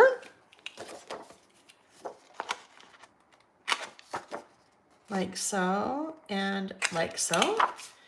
Turn that guy over and apply our adhesive. All right. I have added just a few things. So these cute little like Converse tennis shoes, I added right there. And then I added a sticker that says documented. So what I will do when I add photos to all of this, I will actually go ahead and date that. So I've kind of dated when I've done this project, which I think it's important to date your projects, but that's just me. If you wanted, instead of putting the tennis shoes there, that's a prime spot for a photo. So you could put a photo there. You could even do more interactive elements there. I mean, there's so many pieces that we have left over. Cards, different pieces of paper that you could continue to do interactive elements. You could continue to do a lot of different things with what you guys have left over. All right, friends, this is the last thing. Let's go ahead and put this in because there's something that I want you to pay attention to as you are putting this in. And I learned this the hard way the very first time I designed a project with these waterfalls. When we go to adhere it, you need to make sure that you give yourself, what in the heck did I do with the book? Oh, here it is. All right. You need to make sure that you give yourself plenty of clearance over here, okay? Because this now is thick, right? It's a little bit thicker. So we want to be adhering a little bit more over to the left than we do the right. You really don't want to center this because when this goes to close, you need to make sure when it's like this that it has room. When this little piece is closed, I'm trying to do this so you can see, but you need to make sure it has room to fit in there. If you start to get it in really tight, against that corner, it's going to have a harder time trying to open and close. So I recommend when you adhere this, adhere it a little bit closer to the left edge than you do the right edge. Here's another thing. If you have double-sided tape, this is a good spot to bring out your double-sided tape.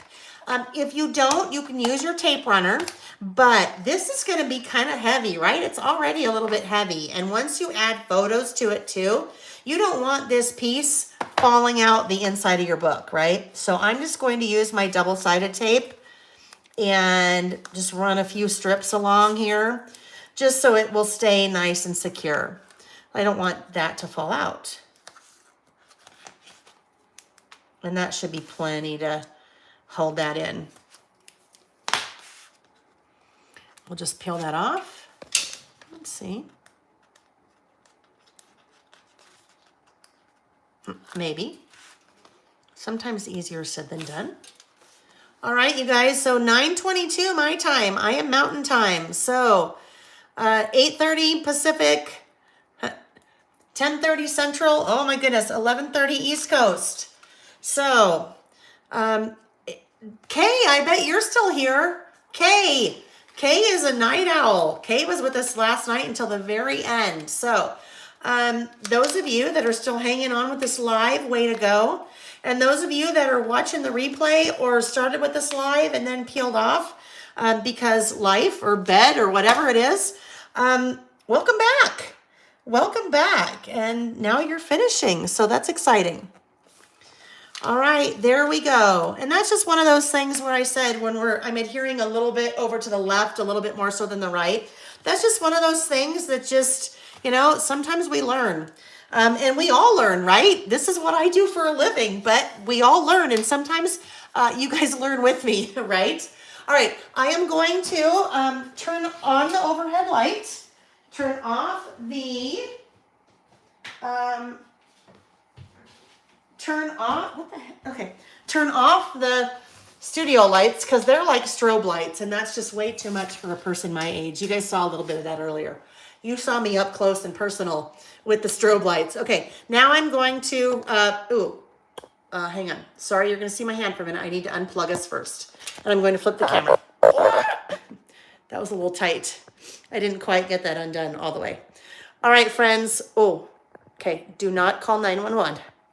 Okay, we're good. Woo, okay, we made it. Holy cow. I know the beginning, excuse me, let me have some water. It's a lot of talking. I know the beginning was rough, whatever technical difficulties we had, and I apologize for that. Sometimes technology, and like I said, it's been a good about year and a half since I've seen that happen, but I guess it was bound to happen. So knock on wood or knock on wood, some kind of wood in here, that now it's out of our system, well, out of the internet system or whatever that was. Weirdly enough, all I did was started a new one and then it was fine. So I'm not sure what was going on. There was a glitch going on somewhere. So thank you for your patience. And if after all this time, if it took you a while to find us, I am so sorry. That's just one of those things that's inevitable. When technology freaks out on us and there's not a really easy way for me to let everybody know in a very quick amount of time what is going on, other than to put the new link in the video and try to address it in the chat. So thank you for hanging with me. Also, thank you for hanging with me in a couple of those little mismeasurements that I did. But I guess the moral of that story is you can always fix it, right? The little miscuts that I did, we can always find a way to fix it. And sometimes it's a happy accident, like one of those pages that we had. It kind of turned out better than I had originally planned. So that was kind of fun. Let me just check the chat really quick, you guys. Pam, I'm glad you enjoyed it. Thank you. Great way to end your day. Oh, me too. I love teaching. I love hanging out with you guys. So it's always a fun way to for me to end my day too. Tracy, I'm glad you enjoyed it. Michelle, yes, the bright, happy colors and patterns. I agree. Vicky is a rock star. She, if you don't know Vicky, I will tell you, she's one of my dearest friends. She's amazing, but she really gets it because she's one of us. She is a crafter. So, you know, sometimes you look at some collections and you're like, why did they do this? This makes no sense. It's the wrong size, or I wish it did this. But because Vicky's a crafter like us, she gets it. She uses her products. She knows what we want. So that's why I think her products are so amazing. So I'm glad that you enjoy them. Kay, thank you. Thank you. All right, friends. So that will do it. That will do it for this evening. If you have any questions, please, please, please don't hesitate to reach out. You have on the back of your instructions, I think you all know how to find me because you purchased a kit or you purchased access to the class. So you can either go to my website and click on contact us if you have a question. The back of your instructions also give you my email. You can also leave a comment on the video once it's done. Not in the chat, because once the video is done being live, you don't have the option to chat anymore, but you can leave a comment on the video when it's done and I'll be notified, and then I will chat with you.